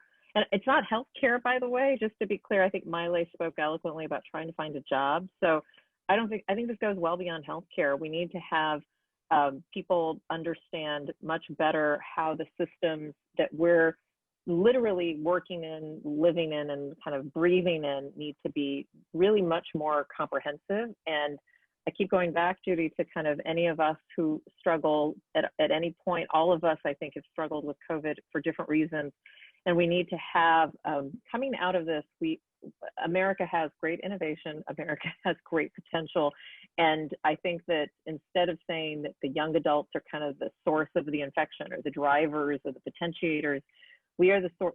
I really firmly believe they're the sources of the solution. And that's why it's important. You may not find that everyone wants to tell their story. As a physician, I see a lot of people that really just want their privacy, but I think every single person has an obligation to figure out how to support someone who is telling their story. And that can be done in so many ways. And I'll just make a final plug. Judy, you've spoken, and Senator Van Hollen have both publicly spoken about isolation and kind of loneliness. I think that the effects that this pandemic is going to have on the kind of demographic that we're talking about with the invisible wave, I don't even know how to comprehend what that will be. So at a minimum, Judy, I think having us try to figure out how to do something like that's an act of kindness and educate people, I think that doing that at the same time actually can make a difference. So if you leave this webinar, you know, this Zoom, and think of one person that you can tell about your struggle, but then check in on them, I really do believe that that will be the start to kind of how we find solutions. Well, it's good to leave this on that upbeat note, I think, to say that it is possible to get through this, but a lot of work remains to be done. And you all have certainly very eloquently and very well laid that out. So I want to thank you, I know on Santi's behalf, Dr. Patel, Senator Van Hollen, and Dr. Wisk, thank you very much. Santi, I think I'm throwing it back to you. Thank you so much, Judy. That was really very informative. And thank you so much, Senator Van Hollen and Kavita and Lauren. I really appreciate, and I'm sure everybody else does too, all of the information that we got and all of the efforts that you are doing to help us try to get this issue on the table. So now I am going to go on to the next session. I would like to introduce the moderator for our next session, who is former Maryland Delegate Aruna Miller. In 2018, Aruna introduced legislation to study college students with chronic conditions, and she will tell you how we are moving forward with this bill in the next session. Aruna has been a champion for young adults with chronic conditions since I met her, and she has always advocated for each and every one of them individually and collectively. So thank you very much for everything you've done, Aruna, and continue to do for our young adults in PPC. Good. It's wonderful to be here. Hello, Young Invisibles. We saw you, we heard you, we are with you. I'm Marina Miller, and I am so excited to introduce our next two panelists who each play a critical role in shaping public policy. Natasha Baggett, a young invisible, is using her voice and telling her story to initiate policy change. Maryland State Representative Delegate Jocelyn Pena-Melnick, a very dear friend of mine, one of the most effective policymakers in Maryland, whose priority has been health equity and justice. Thank you both for joining us today. I also want to give a big shout out to one of my other colleagues and friends, Delegate Kumar Barve, who's also here, part of the General Assembly, and it's great to see you here. So let me start off with Natasha. Natasha, as we've heard many times this evening, you are one of over 20 million young adults in the United States who lives with a chronic health condition. You call yourselves the Young Invisibles. What does this name imply, and what does this mean to you? Well, it can mean many things, like well, I was thinking, like, it's what we all ourselves, because the world doesn't see us. Most of us have invisible conditions, and we feel good. When we feel good, we can perform at 100%. So we appear healthy. But when we don't feel good, we're at home, in bed, or in the hospital. So no one sees us. And then we also hide our conditions because the society doesn't understand us. And we don't want to be judged or ignored.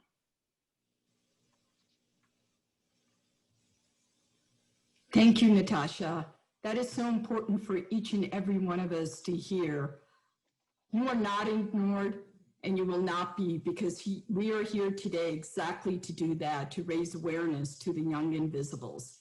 I know you have a very loving and supportive family who understands your needs, but what are some ways that would help our audience to recognize the needs of other Young Invisibles and ways in which we can better support them? Society can learn about us by talking to us and by visiting Invisible Wave. So people can include us in everything they do, but understand we may need to rest more.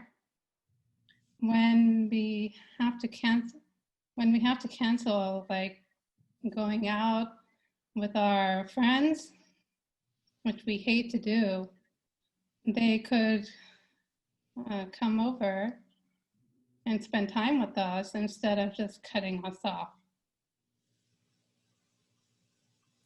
Thank you, Natasha. That, again, very powerful ways in which we can recognize Young Invisibles.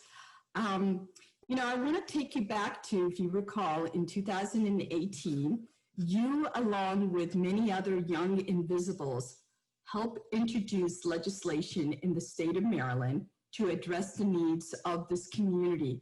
And you did a phenomenal job. I remember how impressed all the legislators were of you and so taken aback by your story. Can you tell us a little bit about that experience and why it was important for you to share your story with all these strangers that were sitting in a committee and staring at you? Thank you. Well, it was my first testimony, and I was more excited than nervous, actually, for some reason. I don't know why. I also hope that telling my story and with the other Invisibles would help with the bill. So I was like so happy to hear that our stories moved the legislators and that they wanted to support us, and I learned that we have to tell our stories to become visible. Well said, Natasha. You're right. I just want to thank you for your courage. Because of your hard work and diligence, so many unheard voices are being heard.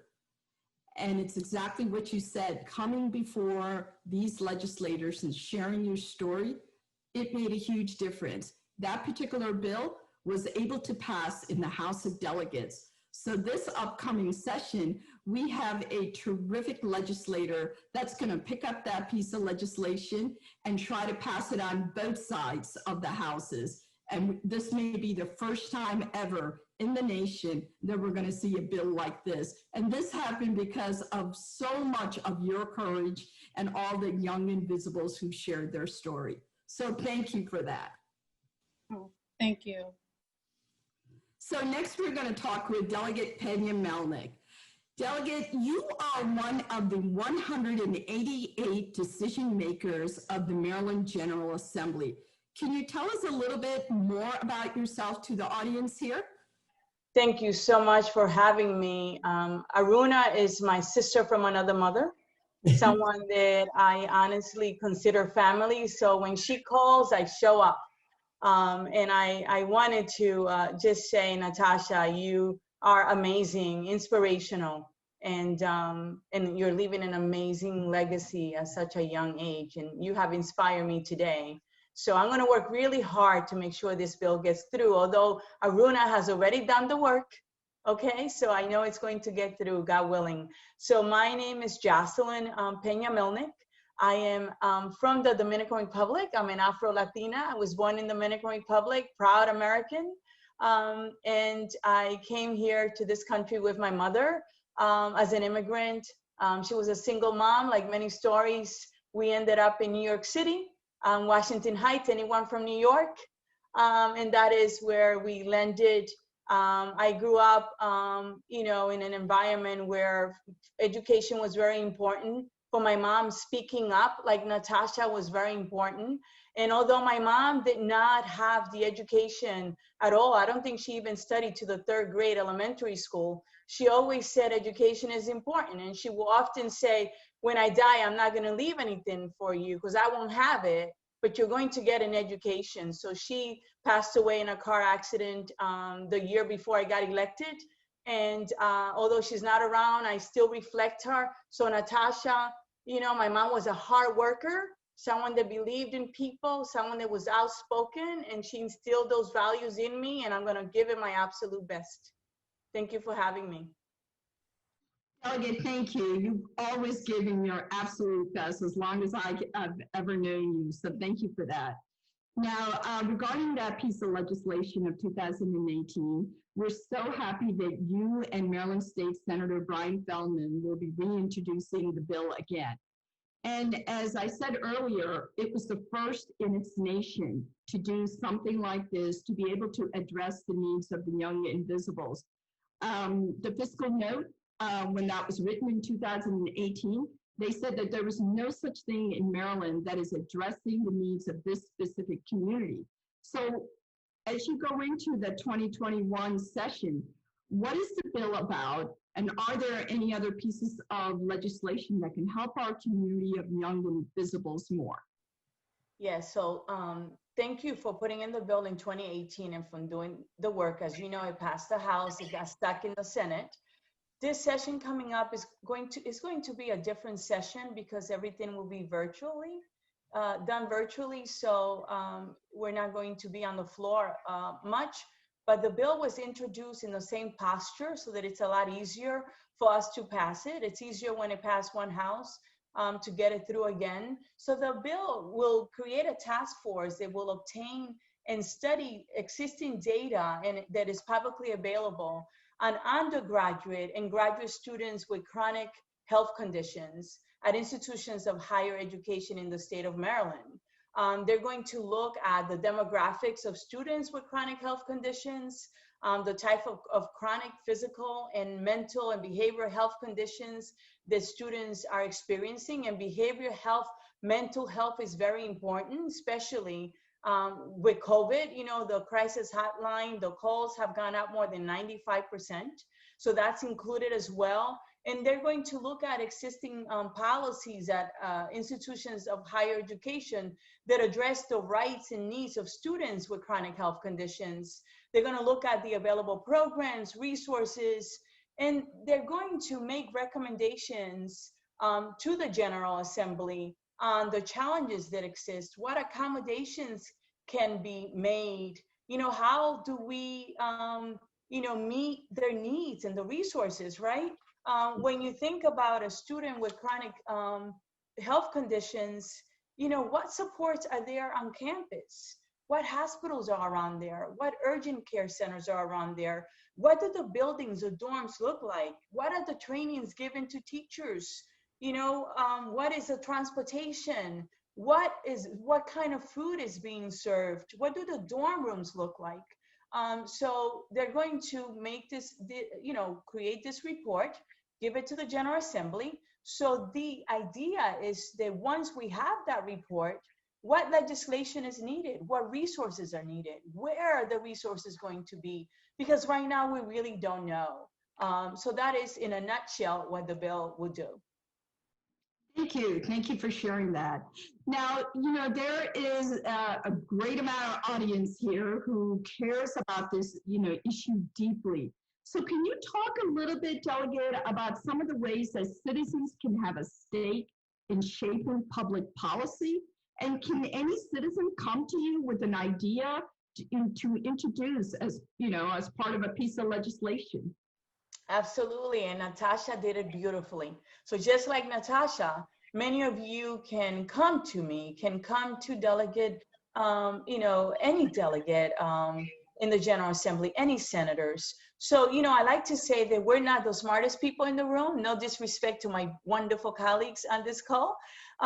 So many of the bills come from people like you, right? How do we make things better? They come from lobbyists, they come from government agencies, and we take that idea and we basically have drafters in the General Assembly. They basically look at all the other states. You don't have to reinvent the wheels, right? Although here we're going to be, you know, the first time we're going to create such a task force, so other states will follow us.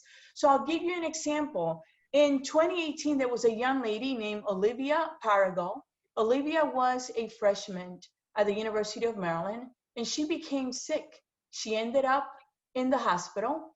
Meanwhile, the University of Maryland students were becoming sick, and about 40 students were sick, and 15 of them ended up in the hospital. The University of Maryland did not immediately tell the students, didn't tell the parents, and 18 days later, they gave notification to the community. Olivia ended up dying because the doctors didn't know what was going on. How do you treat it? What kind of antibiotic do you use? So basically, I put in a bill, and the parents gave me permission to name it Olivia's Law. And Olivia's Law basically, because what happened was there was what is called an adenovirus outbreak on campus.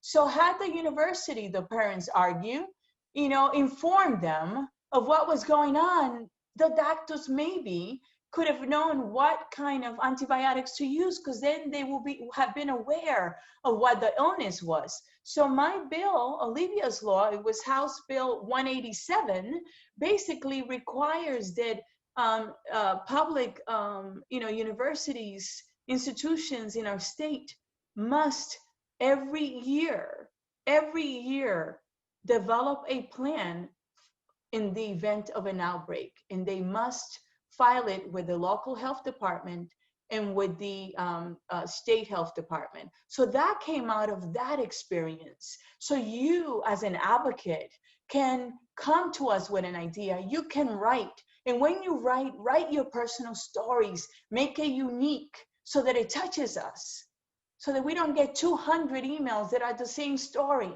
You can make a call, you can fax, You can come and talk to us, meet with us, bring a lot of people, fill that room to capacity. Also, look at the composition of the committee. Those people that sit on that committee, where do they live? What district? Find people that are affected, like Natasha from that district, so they can speak to them.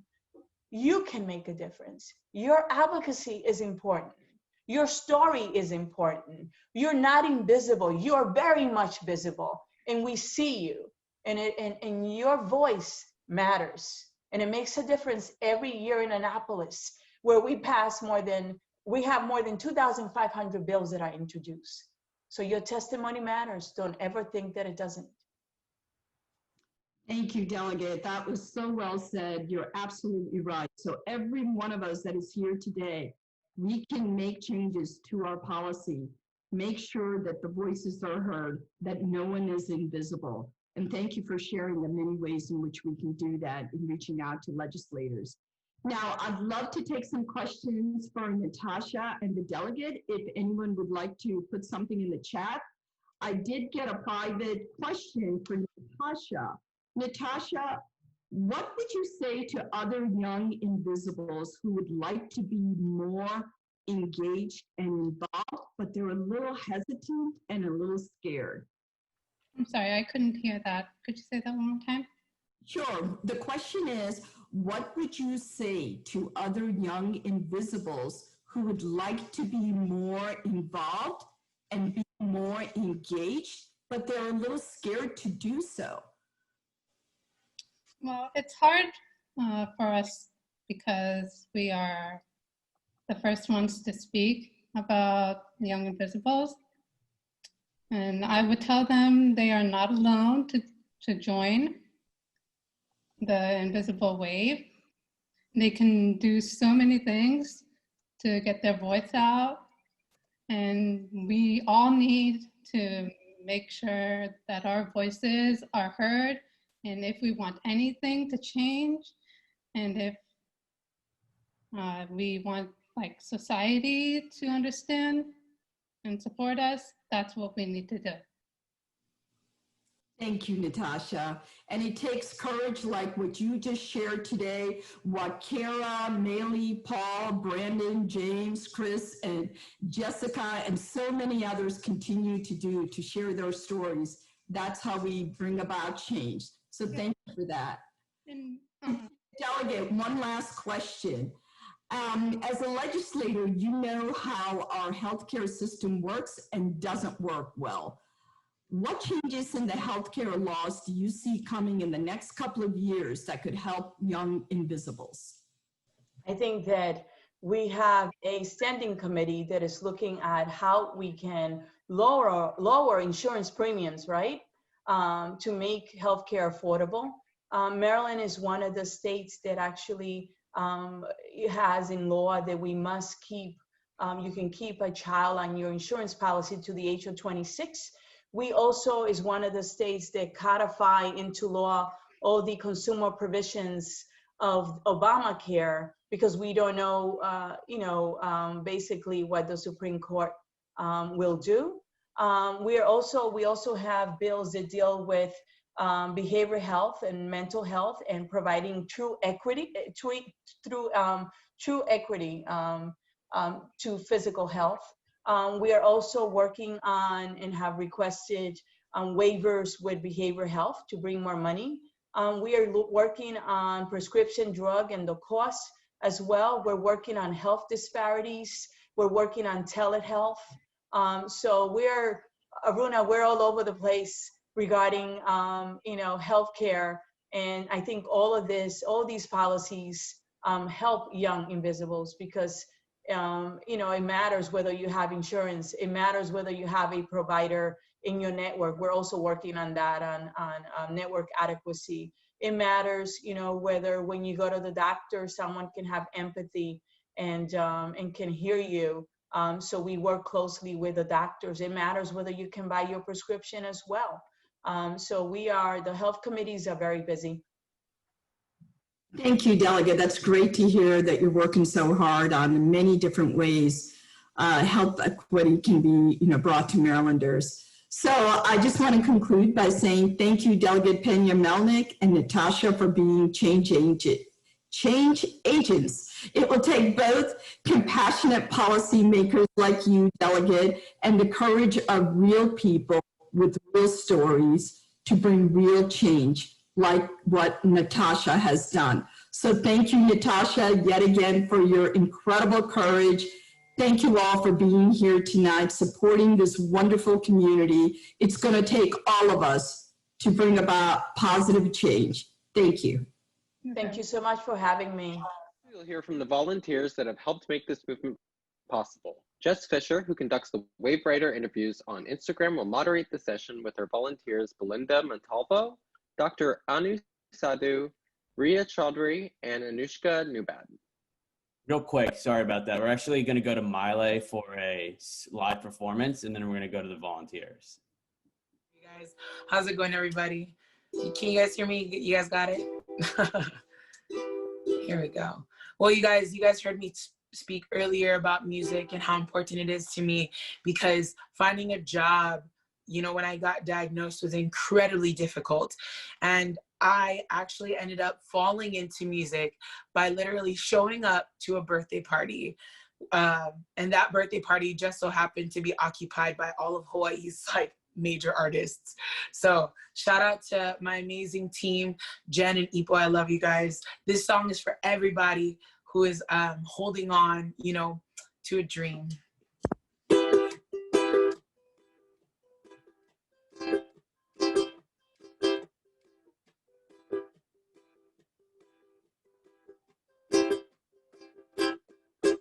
Eyes rubbing when I walk into the room, cause I'm heavy.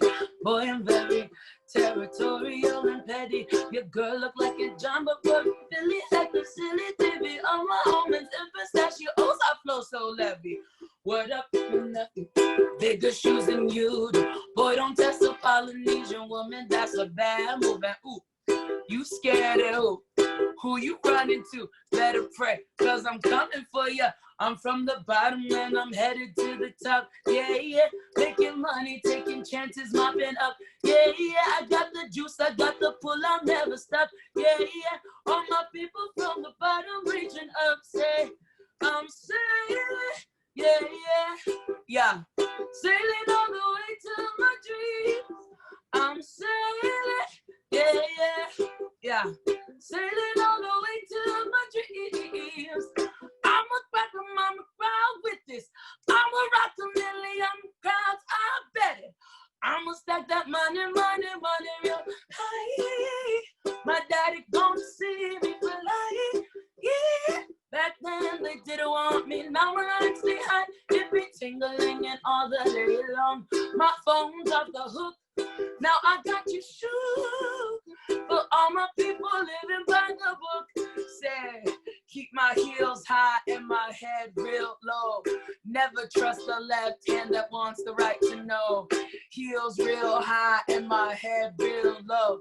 Never trust the left hand that wants the right to know. I'm from the bottom and I'm headed to the top. Yeah, yeah, making money, taking chances, mopping up. Yeah, yeah, I got the juice, I got the pull, I'll never stop. Yeah, yeah, all my people from the bottom reaching up, say, I'm sailing. Yeah, yeah, yeah, yeah, sailing all the way to my dreams. I'm sailing. Yeah, yeah, sailing all the way to my dreams. If you got a dream, let me hear you say, yeah, yeah, yeah, yeah, yeah, yeah, yeah, yeah, yeah, yeah, yeah. If you got a dream, let me hear you say, yeah, yeah, yeah, yeah, yeah, yeah, yeah. Yeah, I dedicate this song to everybody with chronic illness who's suffering from pain day in, day out. You know what I mean? You gonna hold on to your dreams. You got to hold on to your dreams, and you just keep sailing. Yeah, yeah, sail all the way to your dreams. Invisible Wave, Kaleo Wassman, Johnny Sweet, I love y'all. Take care, guys. God bless. It's been my pleasure, and shout out to, you know, to the winner of the ukulele contest. I love you guys.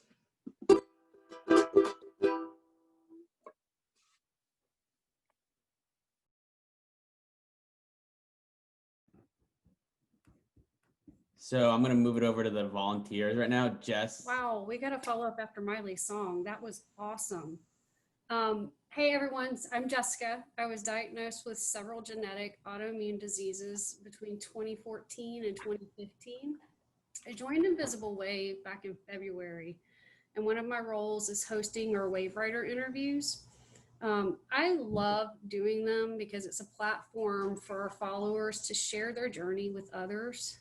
And when I first created our final question, that was, what is something that they want to share with our followers? The fact that 100% of the people I've interviewed so far have shared something to encourage others. It blew me away that despite everything that they're going through, they're being selfless, sharing compassion and empathy to others. And it's absolutely beautiful. And that in itself is what we want society to do for our community as well, to share compassion and empathy towards us. Today, I'm speaking to a few of our other volunteers about their experiences with Invisible, with Invisible Wave. Belinda, you're a mom of two, and you're a newlywed. You're our lead blogger on Invisible Wave since it first came to Instagram. How do you feel that the work you do impacts others? Hello, everyone. Thanks for being here today. First, I want to say again, yes, my name is Belinda. I personally suffer with a few conditions as well. I have rheumatoid arthritis, scoliosis, I have endometriosis, fibromyalgia, a lot of other things as well. I would say that since starting with iWave, one of the things I keep hearing over and over is how honest I am, how it means so much to them reading such honesty. This drives me to continue to write and validates how much we all go through. Being chronically ill, disabled, and a mom and a wife, all while still trying to be me, has been really hard. All I can do is just continue to be as honest as possible in the hopes that it reaches just one more person each week. Someone out there who is just like me needs this validation. I don't want anyone else to suffer the way that I do and have, so I feel my work is certainly impactful and not only beneficial to our following and community, but for me as well. Belinda, what you do is very impactful to everybody. You do share a raw emotion in your blogs. If you haven't read our blogs, you should in a heartbeat. They're amazing. We're going to go to Rhea, who is a college student and an outreach team member and a blogger with Invisible Wave. Rhea, how do you feel you impact others?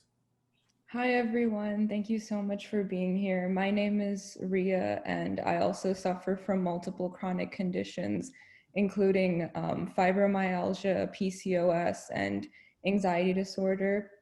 So like Belinda, I'm also a blog writer, and I really hope that through my blogs and my writing, I make other people with chronic conditions feel less alone. I like to be really honest about my experiences and share what I go through so other people realize that there's no shame in having a chronic illness and there's no shame in talking about what you go through. I'm also an outreach volunteer, so I like to visit the pages of our followers and leave positive feedback and supportive comments on their pages so that they know that they're seen and heard and that they're doing a great job just by being themselves, talking about their experiences and uplifting others. You're right. I'm also a part of the outreach team, and going in and just interacting with our followers, letting them know that we see them, giving them something positive to uplift their day. It really is, I think it shows to our community how we are unique from other communities, that we're not just trying to build followers, we also want to show them we care for them.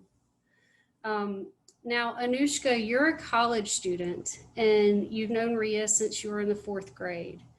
You're a healthy peer. What made you decide to volunteer with Invisible Wave, and how does it make you feel to be a part of our team? Yeah, hi everyone, my name is Anushka.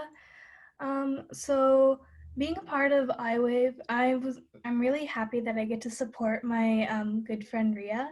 And beyond that, I volunteer for iWave because I want to get a better understanding and gain more knowledge about this population of young adults that is often unheard of.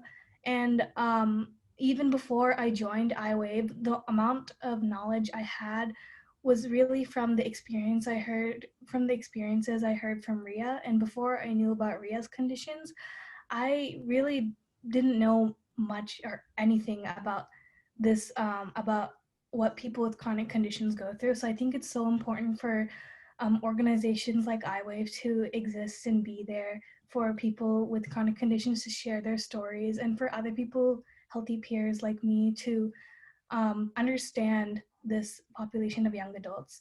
And as a fundraising coordinator, what I really like about volunteering for iWave is I get to use my knowledge and skills to help this organization grow while also learning a lot from it.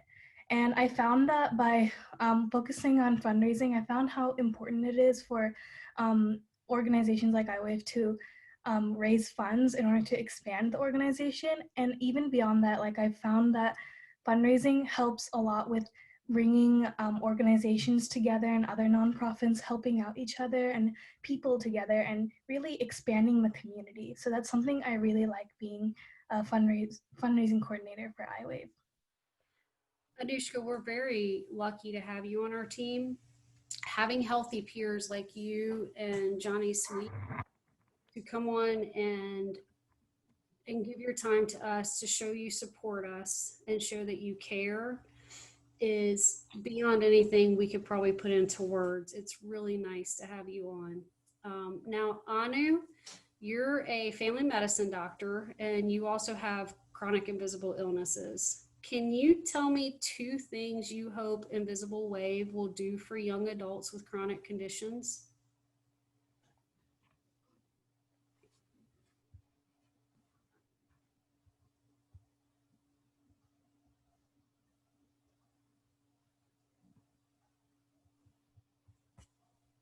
Okay.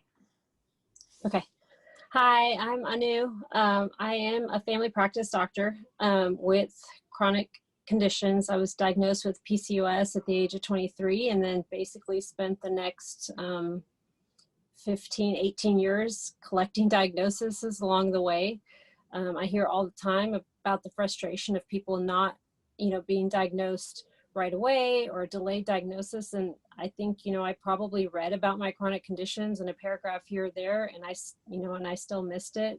I knew that there had to be reasons why I didn't feel good, but I couldn't figure it out for a long time. So I have a sulfite sensitivity, idiopathic angioedema, and most recently Hashimoto's, and I had my thyroid removed a year ago, actually. So it's been a lot to try to go to med school, residency, start a family, work. But, like many other invisible illness, young adults, you just do it because there's no other way around it. So the 2 things that I really hope that iWave will do for young adults, the most meaningful impact I think that iWave can have for young adults with chronic conditions is advocating for this population and giving this population confidence to advocate for themselves. Even now, I still have a hard time telling myself that I needed or deserved this kind of support. Either I was not sick enough, or I was too sick. I was too young, too old, too educated. My parents had too much money. They had too little money. The excuses go on for why I don't need help, because we're told that you look good enough, you don't look sick, you're young enough, and you can bounce back. Meanwhile, many of us are trying to navigate school, work, or even starting a family while struggling with our health. All this without an advocacy group. So, I just imagine what we could accomplish if we actually had a group like this from the beginning, and I think it could change our lives. The second contribution I think that iWave can do for this population is to bring us to the table for the discussion of health equity. This population is often left out of the equation. In fact, in CDC's latest updated recommendations in June for higher risk groups, there was no mention of young adults with chronic illnesses specifically, whereas elderly, pregnancy, and ethnicity were all appropriate mentioned. We weren't mentioned. And I know that Santhi is working really hard to bring us to that table, and that could change everything for us. Yeah, it really can. It's a great thing what Dr. Brigada is doing to raise awareness for us. I went through physical therapy school, and although my diseases are all genetic, they were all dormant at the time. And so I can't imagine having to go through an active medical school while having all these things that you're trying to figure out what's going on at the same time. And then you're also learning medical stuff. So you're like, well, wait, do I have this? Do I have this? But the fact that you can use your voice as a doctor with your patients to help raise awareness for this community is phenomenal. So we're really lucky to have you as a part of our team. Thank you. Now, Belinda and Rhea, you both have been with our team for quite a while now. Belinda, how do you feel you've changed since volunteering for Invisible Wave?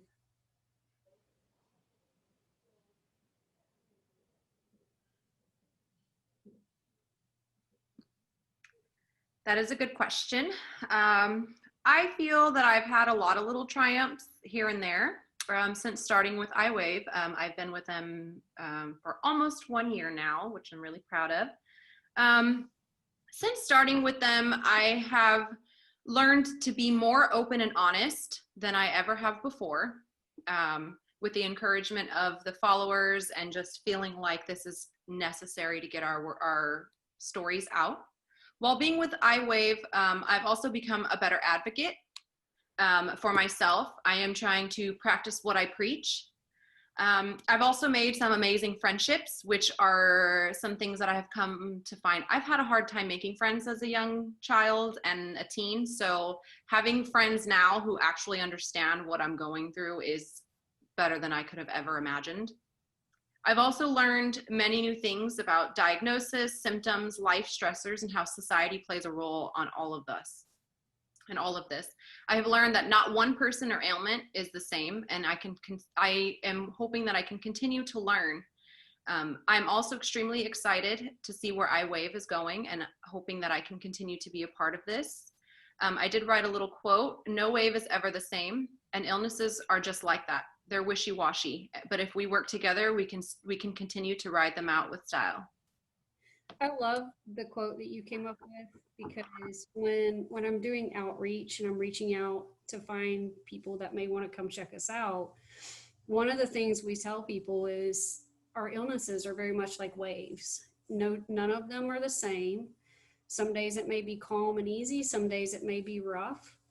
And so the fact that you tied in that into what we're reaching out to tell people, and you didn't even know that, is amazing. Now, Rhea, how do you feel you've changed? So I believe I've changed in quite a few ways. Well, firstly, I feel much less alone now. So when I developed my chronic conditions, I was 15 years old, and I felt like a lot of my peers did not understand what I was going through. A lot of my teachers belittled me. My school certainly did not treat me the same way it treated its abled students. Like, I was asked to take a test in a supply closet while all the other students would test in the gym with resources and proctors.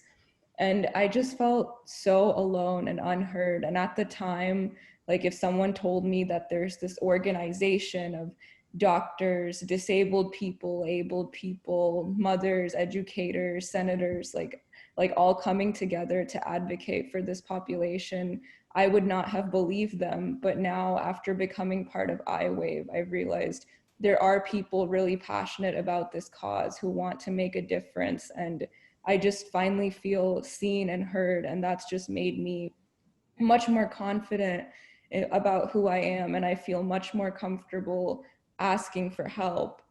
I feel like iWave has also made me a much more empathetic person, because through my outreach volunteering and Sunday surfing, which is a feature on our social media page where we do like a Q&A with our followers, I've learned that even though we're all young adults with chronic conditions, we still have unique experiences. And I'm just so grateful that I've got to hear so many stories and hear about so many different experiences. And I feel like it's made me a much more empathetic person.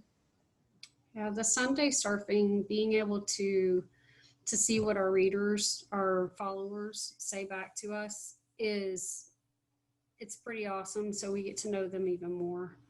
I've definitely changed since joining Invisible Wave. I had lunch with a friend back in January when we could go to restaurants safely. And he encouraged me to start my chronic journey page to try to share my journey with other people, because I've gone through a lot. And I really didn't know what to expect. I didn't know what was going to happen. And then not even a month later, I found Invisible Wave and started working for them. And it has blown my mind beyond proportions of what I even thought that I could ever do or experience.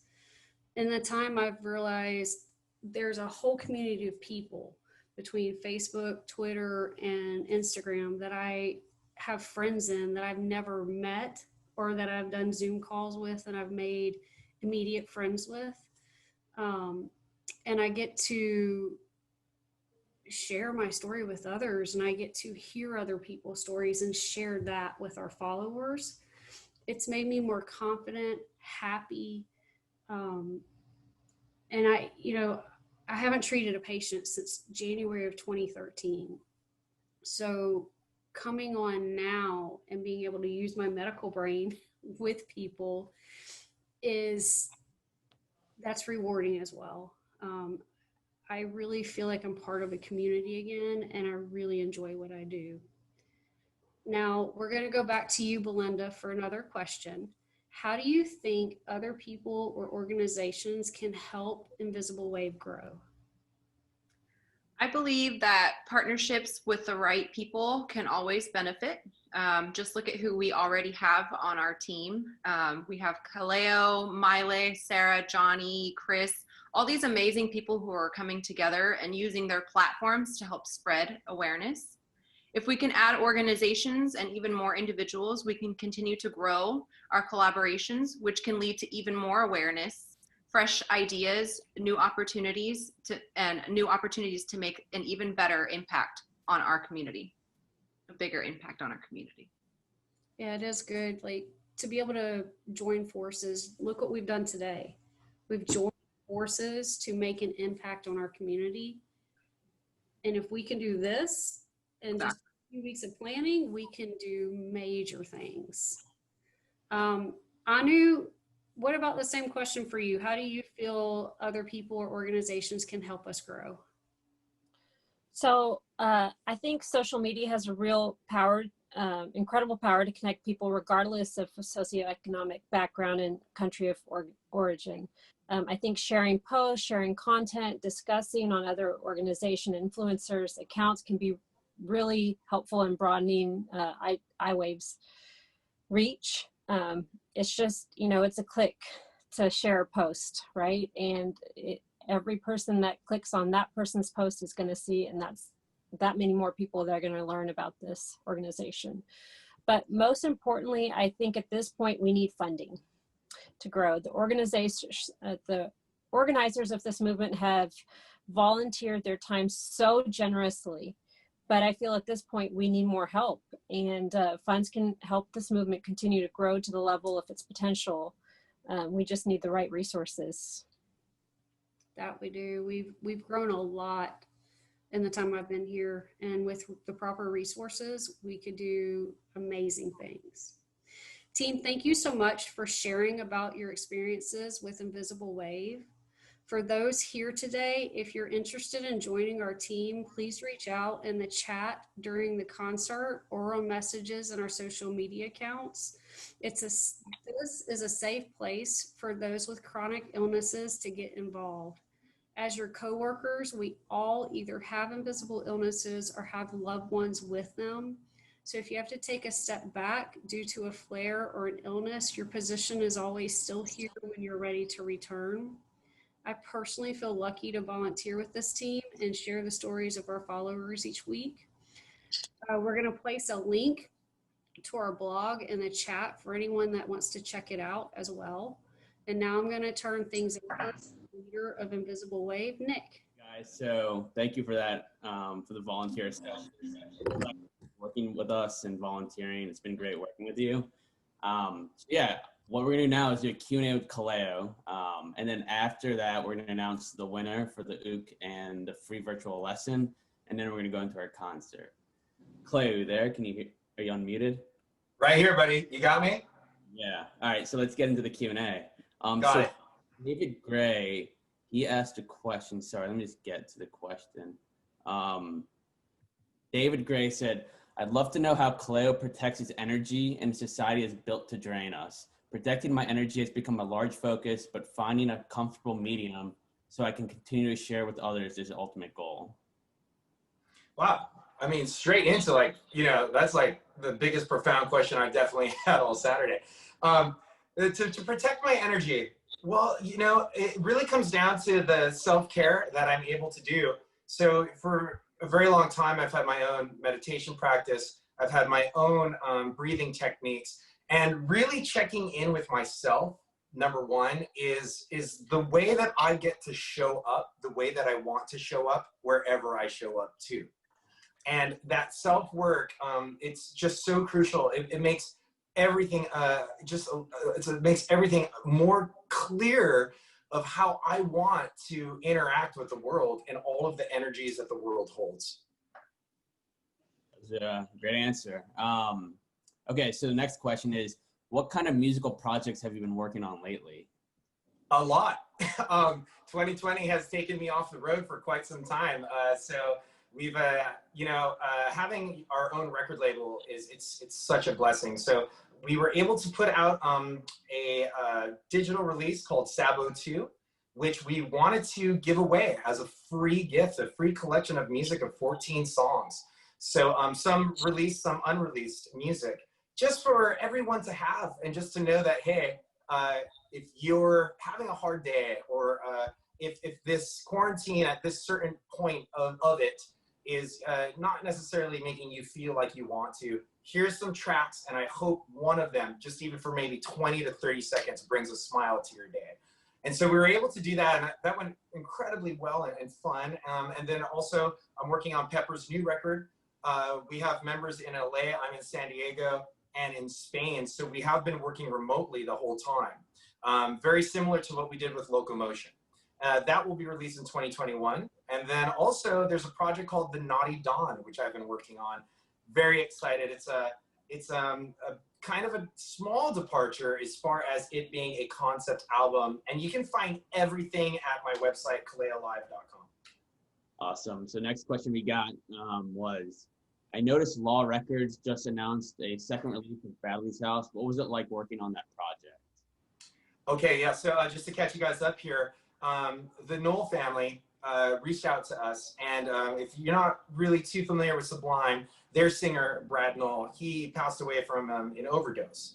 So they reached out to us to put together with them a musical compilation and this incredible opportunity to work with them to build the house that Bradley built, which is a safe place for people who are having a little bit of an unbalanced situation, addicts that may need help, someplace safe for them to go.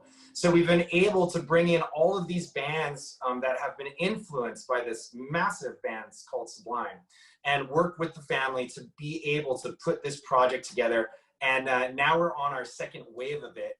And it's been nothing but blessing after blessing. And the songs and the musicians and everything involved has just been so surreal, Nick. It's been so crazy to know that I've been listening to this band ever since I was in high school. And now we get to work with their family and to co-create something so beautiful and so just kind. Yeah, that's great. That's awesome. I'm a big fan of Sublime as well. Last two questions we got in were, what are some resilience techniques you use to deal with stress? So like we were saying, that meditation practice that I have, it's really, really amazing to just carve out this time of silence for you every day. And it's your time to figure out who you're becoming that day, because we're in a constant state of evolution. You're different from one day to the next, to the next, to the next. And to have that like little bit of just check-in before anything hits my day or anything hits me at all, I'm able to check in with myself. And then that will lead into like these breathing techniques. I'm a huge fan of Wim Hof. If you don't know the Wim Hof method, it's an incredible method for breathing. Also, alternate nostril breathing as well. Just these practices to help me remember, like, my moment that matters always is the one that I'm living in at that moment. Yeah, that's another great answer. And our last question is, how do you find balance in your life? I'm gonna have to just, refer back to what I just said. If I'm aware of who I am, then I get to show up the way that I want to show up wherever I go. And if I feel like, if I feel that I'm unbalanced, well then I have the tools that I've learned to be able to bust them out when I need them. Whether that's, a breathing technique, maybe just, stepping away for a walking meditation. Maybe it's asana with my yoga practice. Anything like that. All these tools that I've been so interested to learn about. They're incredible when you remember when to use them in real time. And that's not always easy to remember because life happens, man. It happens really fast. But I do feel great when I do remember I have these tools that I can do to restore balance in whatever I'm not feeling balanced with. That's fantastic. So I think that if anybody's any last questions, that should be it for the Q&A, but I'm going to announce the winner for the ukulele. And the wait. You mean this guy right here? Yeah, it's signed blue ukulele, signed by Kaleo, and the winner is going to get the free virtual lesson. It's Catherine Grego. I'm going to unmute you and just start your video right now. Give me 1 second. Yeah, Catherine, congratulations. You there, Catherine? Yes. Hey, I'm here. Thank you. Congratulations. Thank you so much. This has been great. This has been so wonderful to kind of connect with people all around the world and hear everyone's stories. It's all thanks to Reddit. So I was on a Reddit post and someone posted about this and I was like, this sounds so much fun. I've never heard of anything like this. So I'm so glad to be a part of this community now. So thank you guys for being so welcoming. And thank you so much, Kaleo, for this awesome experience. I can't wait. I actually play piano and have some instrumental background, but never ukulele. So I'm so excited. Thank you again. Oh yeah, it's gonna be so fun. I'm really looking forward to it. And I said earlier, just even playing the ukulele for like 5 minutes can alter my day just because it's just so pleasant. And the frequencies that exist in this thing, it's really hard to be bummed out when you play the ukulele. Yeah, and I love that you have the same kind of practice that I do. I do the same guided meditation, yoga, breathing, all that you said, basically. Yeah. You're speaking my language. I love this. I love it too. Congratulations, sweets. And we'll make sure that Nick takes care of like all of the, Nick and Ryan will take care of all of the further steps for us to get in contact to have the lesson and to get this ukulele in your hands. Thank you so much. Thank you guys again. Aloha. So now we're going to do the concert. I'm going to screen share and we'll start that. I'm just trying to figure out how to do this. This has been such a beautiful experience, you guys. Everyone here, thank you so much for allowing me to be here and witness such a beautiful community that you guys have. Yeah, thank you, Kaleo. I think everyone's super excited that you're part of the team and our spokesperson and just pushing us out there and getting us as much exposure. And you're an ally. And I think that's the biggest thing is you're an ally for this population. And this, like I said in the very beginning, man, like I've never been a spokesperson for anything. And so if there's anything that you guys need, just let me know and then let's move forward. Yeah, for sure. Okay. Thank you, Kaleo. We're going to start the concert now and I'll talk to you soon. Enjoy, you guys. Take care. Later, man.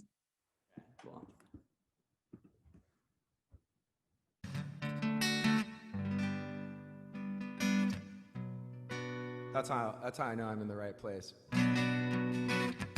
Rent to the landlord, baby, that's his business, that's his business, that's his business. Rent to the landlord, baby, that's his business, that's his business, girl, that's his business. Mama used to tell me it was the electric boy, be electric. Mama used to say it was so expensive, it's expensive just to live. Money's always gone. Now she's working so hard just to get paid. We make money, my friends. People want, people need, 'cause it never ends. Baby, it takes money to spend. People need, because it never. Right now my hand just slips to the bottom of my empty pocket, girl, empty pocket. To the bottom of my empty pocket, baby, empty pocket. Overdrawn again, feeling insufficient. How many more times must I sing this song? Oh, the money's always gone. Now she's looking so hard to get paid. We make money. My friends, people want, people need, 'cause it never ends. Baby, it takes money to spend. People need, yeah.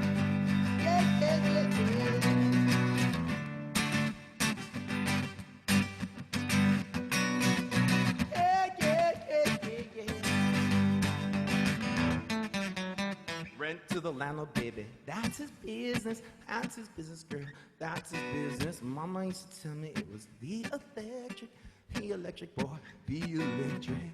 How could I ever thank you, my girl? The money's always gone. Now she's working so hard just to get paid. We make money. My friends, people want, people need, 'cause it never ends. Baby, it takes money to spend. People need, because it takes money, as everyone knows. Here it comes, there it goes. Here it comes, there it goes. Oh, baby, it takes money, as everyone knows. Cost is high, pay is low. Cost is high, pay is.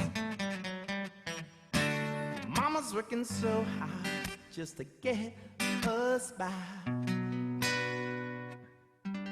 How could I ever thank you, my girl?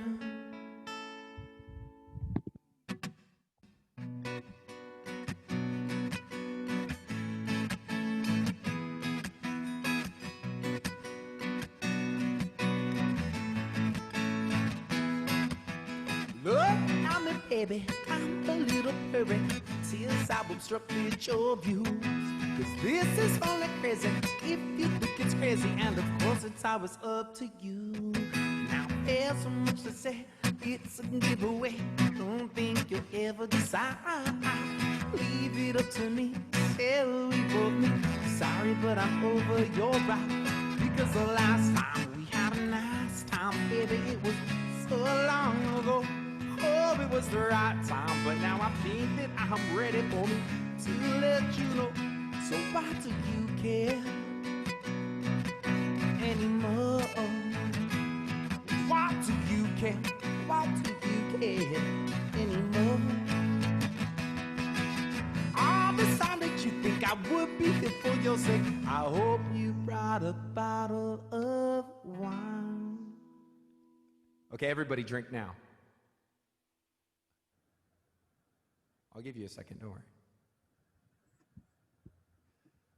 'Cause if it's a drinking problem, I'll be laughing at the bottom. I already finished mine. There's so much to say, it's a giveaway. Don't think you'll ever decide.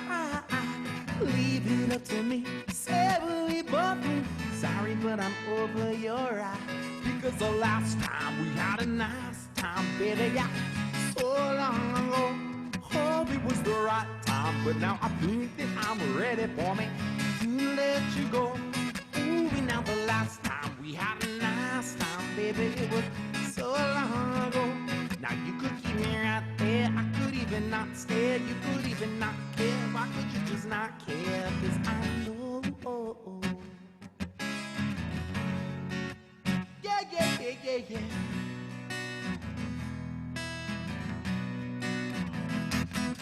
I know, singing like the sun when the night is done. So just let me shine.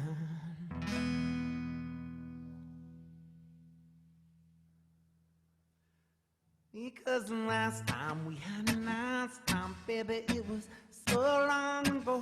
Hope it was the right time, but now I think that I'm ready for me to let you go. Ooh, and now the last time we had a nice time, baby, it was so long ago.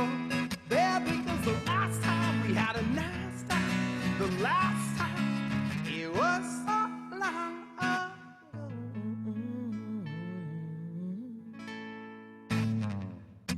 That was fun.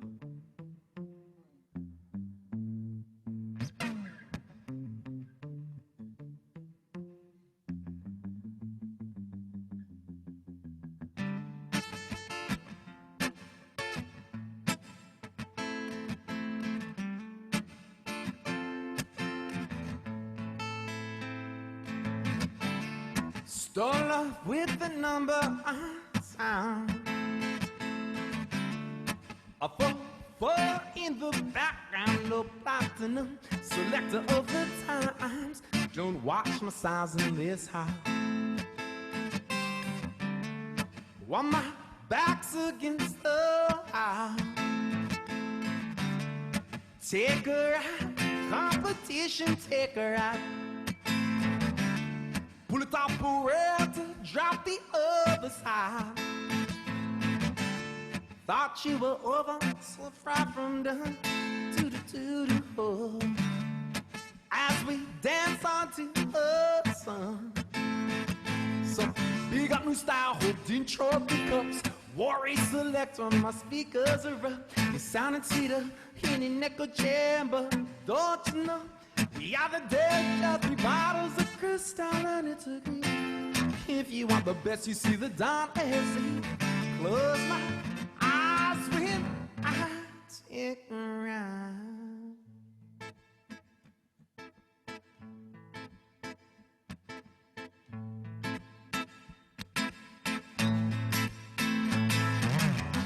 For the back in the yard style, the whip out that you see, it's on that truck. Police chases this banner, running down the road with my thick barrel. One stop was my music shop, and you heard this guitar singing la da da la da da da da da da. Na da da da la la la la la la. Hey, hey, yo, yo, yeah. Big up new style, holding trophy cups. Worry select on my speakers are up. You're sounding sweeter in an echo chamber. Don't you know how we are out of danger? 3 bottles of crystal and it's a green. If you want the best, you see the town and see. Close my eyes and take her out. Take her out. Everybody take her out. Take her out. Everybody take her out. Take her out. Everybody take her out. Take her out. Everybody take her out.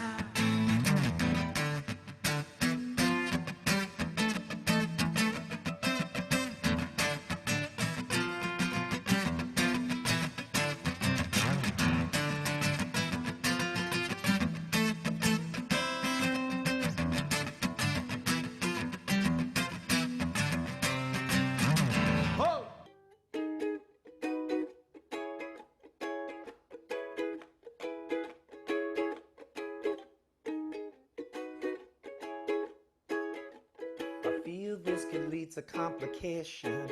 Pursue narcotics just to help my contemplation. What is real about the real situation? We need Bob Marley back, come on, reincarnation. The globe keeps changing ever since I started to spin it. For better or worse, who knows just happy I was in it. And my mistakes are just a face I'm forced to live with. Try not to fuck up anymore, starting this minute. Yeah, I keep moving down, and then I do it.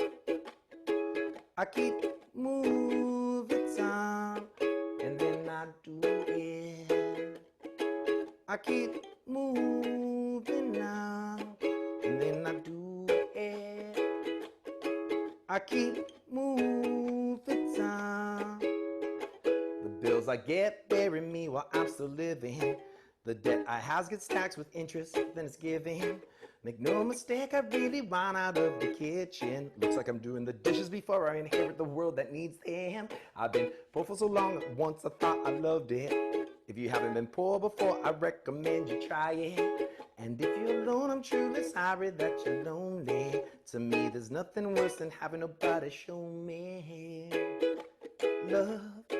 I keep moving now, and I'm moving. I keep moving time, and I improve it. Let me move it down, and then I do it.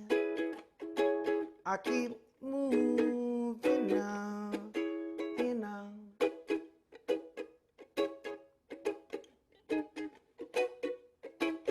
And now.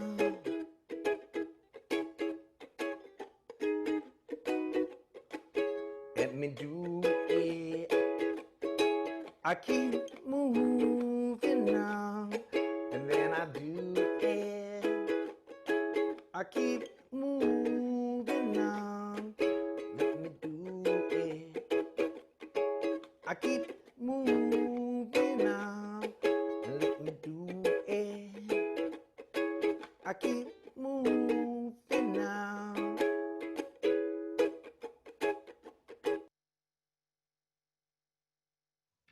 Aloha, Invisible Wave family. My name is Johnny Sweet. I'm so blessed not just to be an ambassador for this wonderful team at Invisible Wave, but to be a featured artist on today's Invisible Wave Summit and benefit concert. I'm going to jam some tunes for you folks if you don't mind. This first song is called Wilderness. It's a song featured on my debut album that came out last year called Keep It Moving. I hope y'all can rock with it. 1, 2, 3.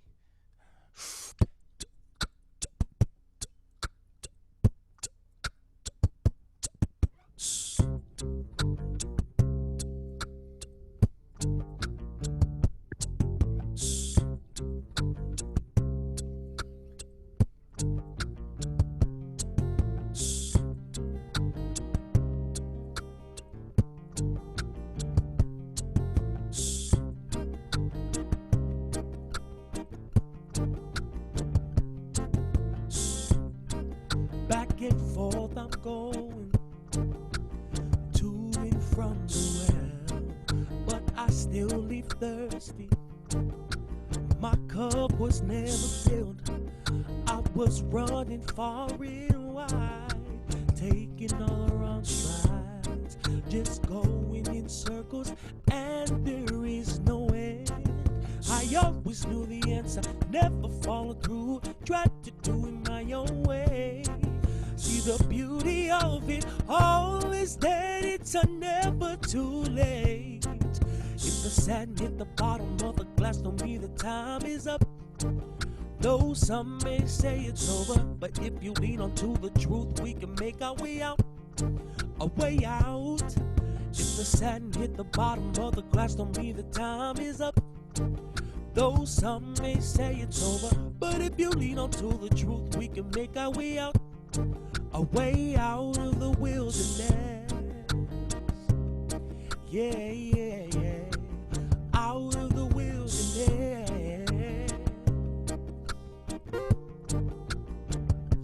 Oh, like a wounded soldier, through the pain you still gotta push. But I realized that I don't have to fight alone. I was in a time of need, so humbled at my knees, but I kept on pushing. The sparring gonna win itself. I always knew the answer, never followed through. Tried to do it my own way. See the beauty of it all is that it's never too late. Yeah, if the sand hit the bottom of the glass, don't mean the time is up. Though some may say it's over, but if you lean onto the truth, we can make our way out. A way out. If the sand hit the bottom of the glass, don't mean the time is up. Though some may say it's over, but if you lean onto the truth, we can make our way out. A way out of the wilderness. Hey.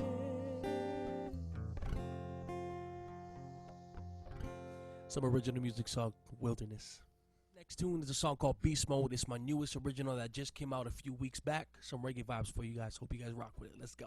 1, 2, 3. Yeah. Whoa.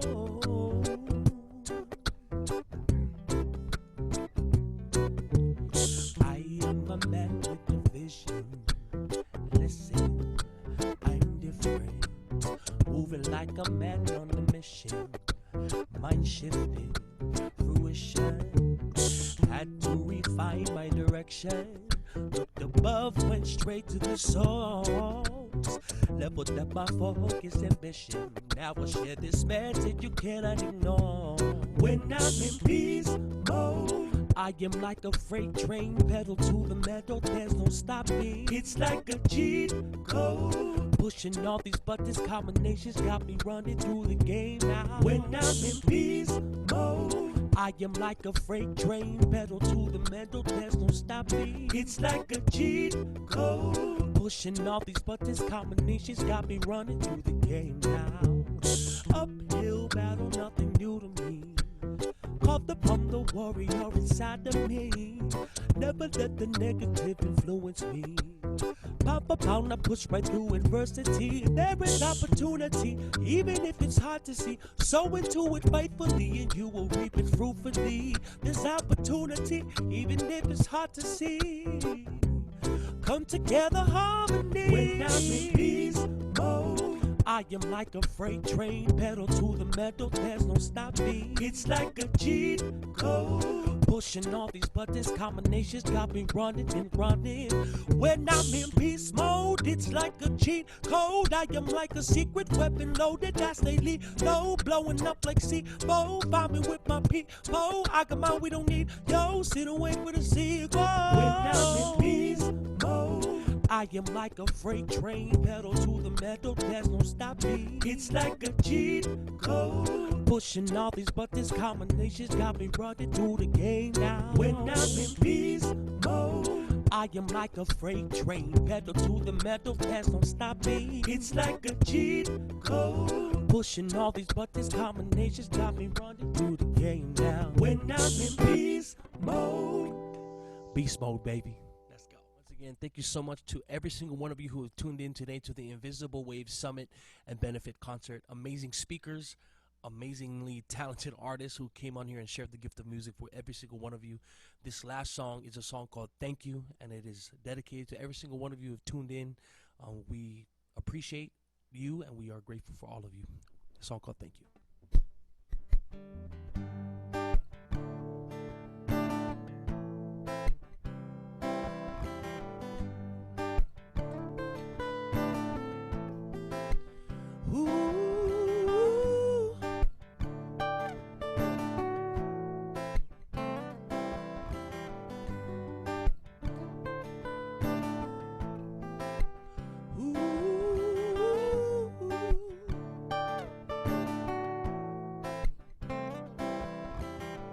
When I say I love you, I mean it more than you understand.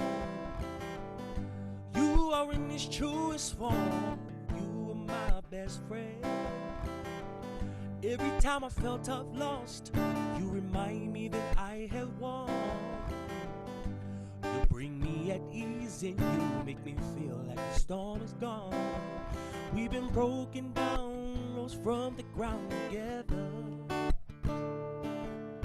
Found God again in the midst of pain, held me through it all. And thank you for being my person, your arms wide open, helping me to love again.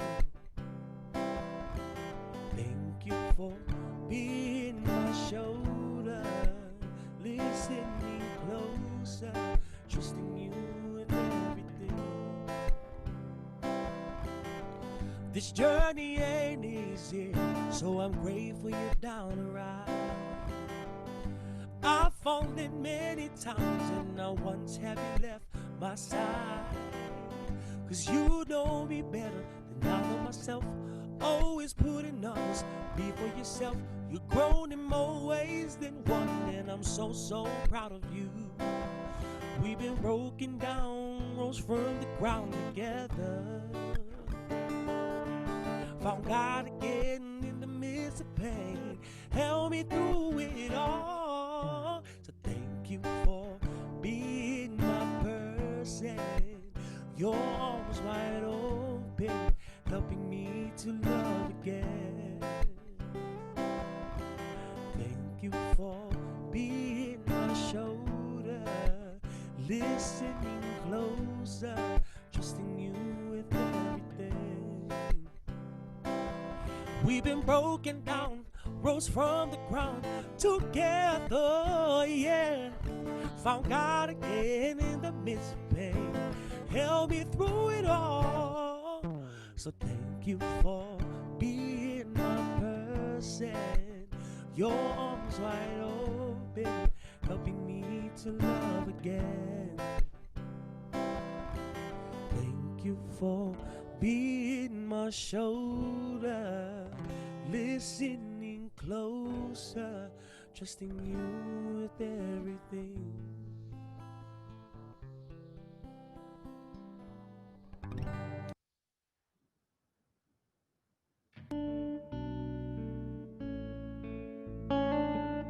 It was you who chose me, imperfections and all, transformed my heart, beckoned me with a call, and I wanna thank you, and I owe you, and I give you all of me. Adonai, Adonai, I give you all of me. Adonai, Adonai, I want to be used by you. You who formed the sun and the moon, use me. I wanna be, all I wanna be is a reflection of you.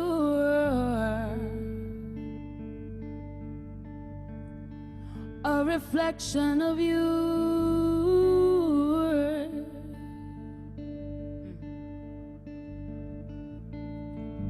The second Adam came, took the cross for me, and now I'm not the same, no.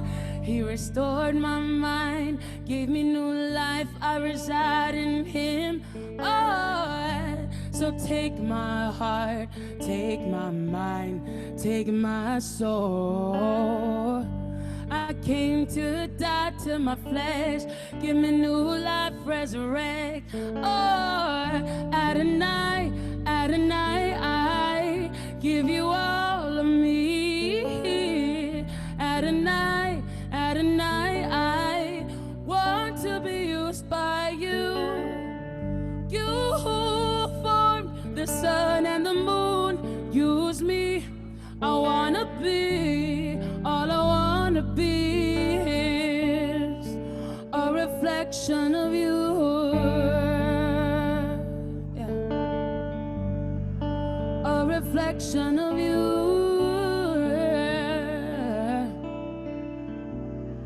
A reflection of you. You.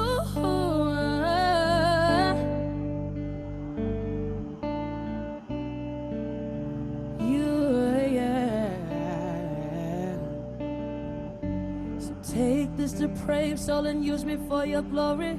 Only for your glory, I'll give it to you only. So take this depraved soul and use me for your glory. Only for your glory, I'll give it to you. So take this depraved soul and use me for your glory. Only for your glory, I'll give it to you only. So take this depraved soul and use me for your glory. Only for your glory, I'll give it to you only. Adonai, Adonai, I give you all of me. Adonai, Adonai, I want to be used by you. You form the sun and the moon. Use me, I wanna be all I wanna be. A reflection of you. A reflection of you.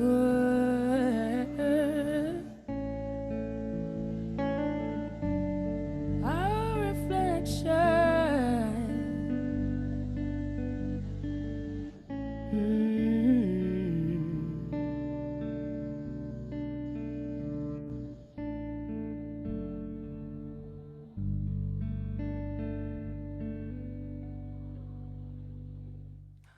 If you wanna dance, this is something new.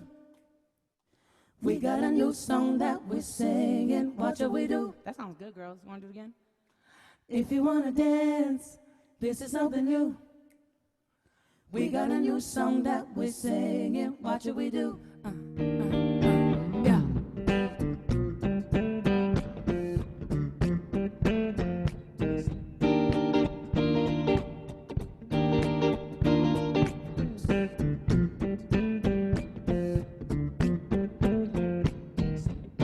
Bring it in, ladies. Here we go. Huh.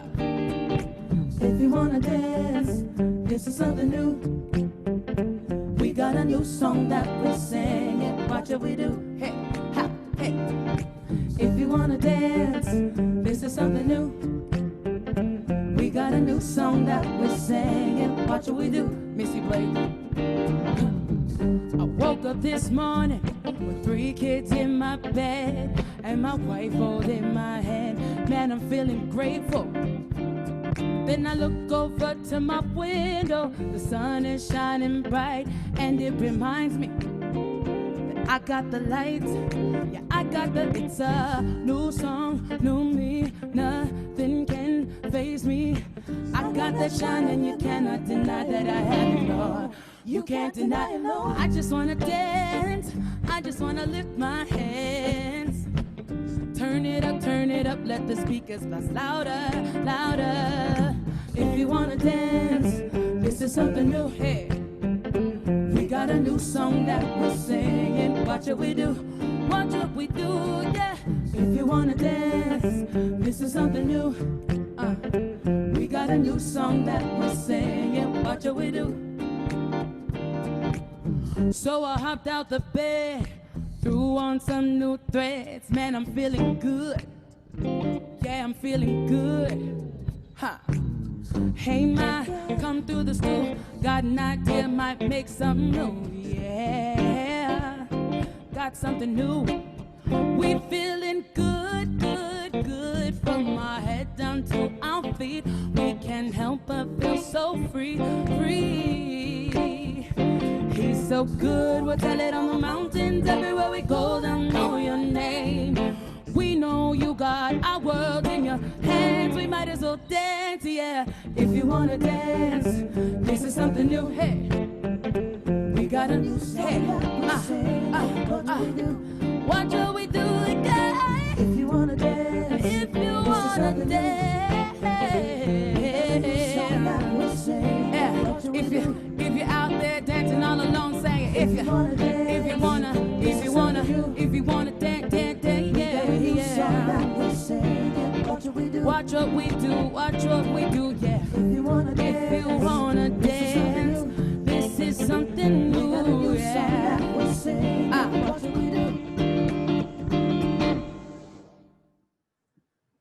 All right, everyone. That's the end of the event. Thank you all for staying tuned in for the concert and attending the event. You can check out our Instagram, and we will be having another event in another few months, so we'll send out invites for that too. But yeah, thank you everyone for attending. Thank you for the volunteers, the ambassadors, and the population attending. You can also email us at hello@physicianparent.org. And yeah, thanks a lot.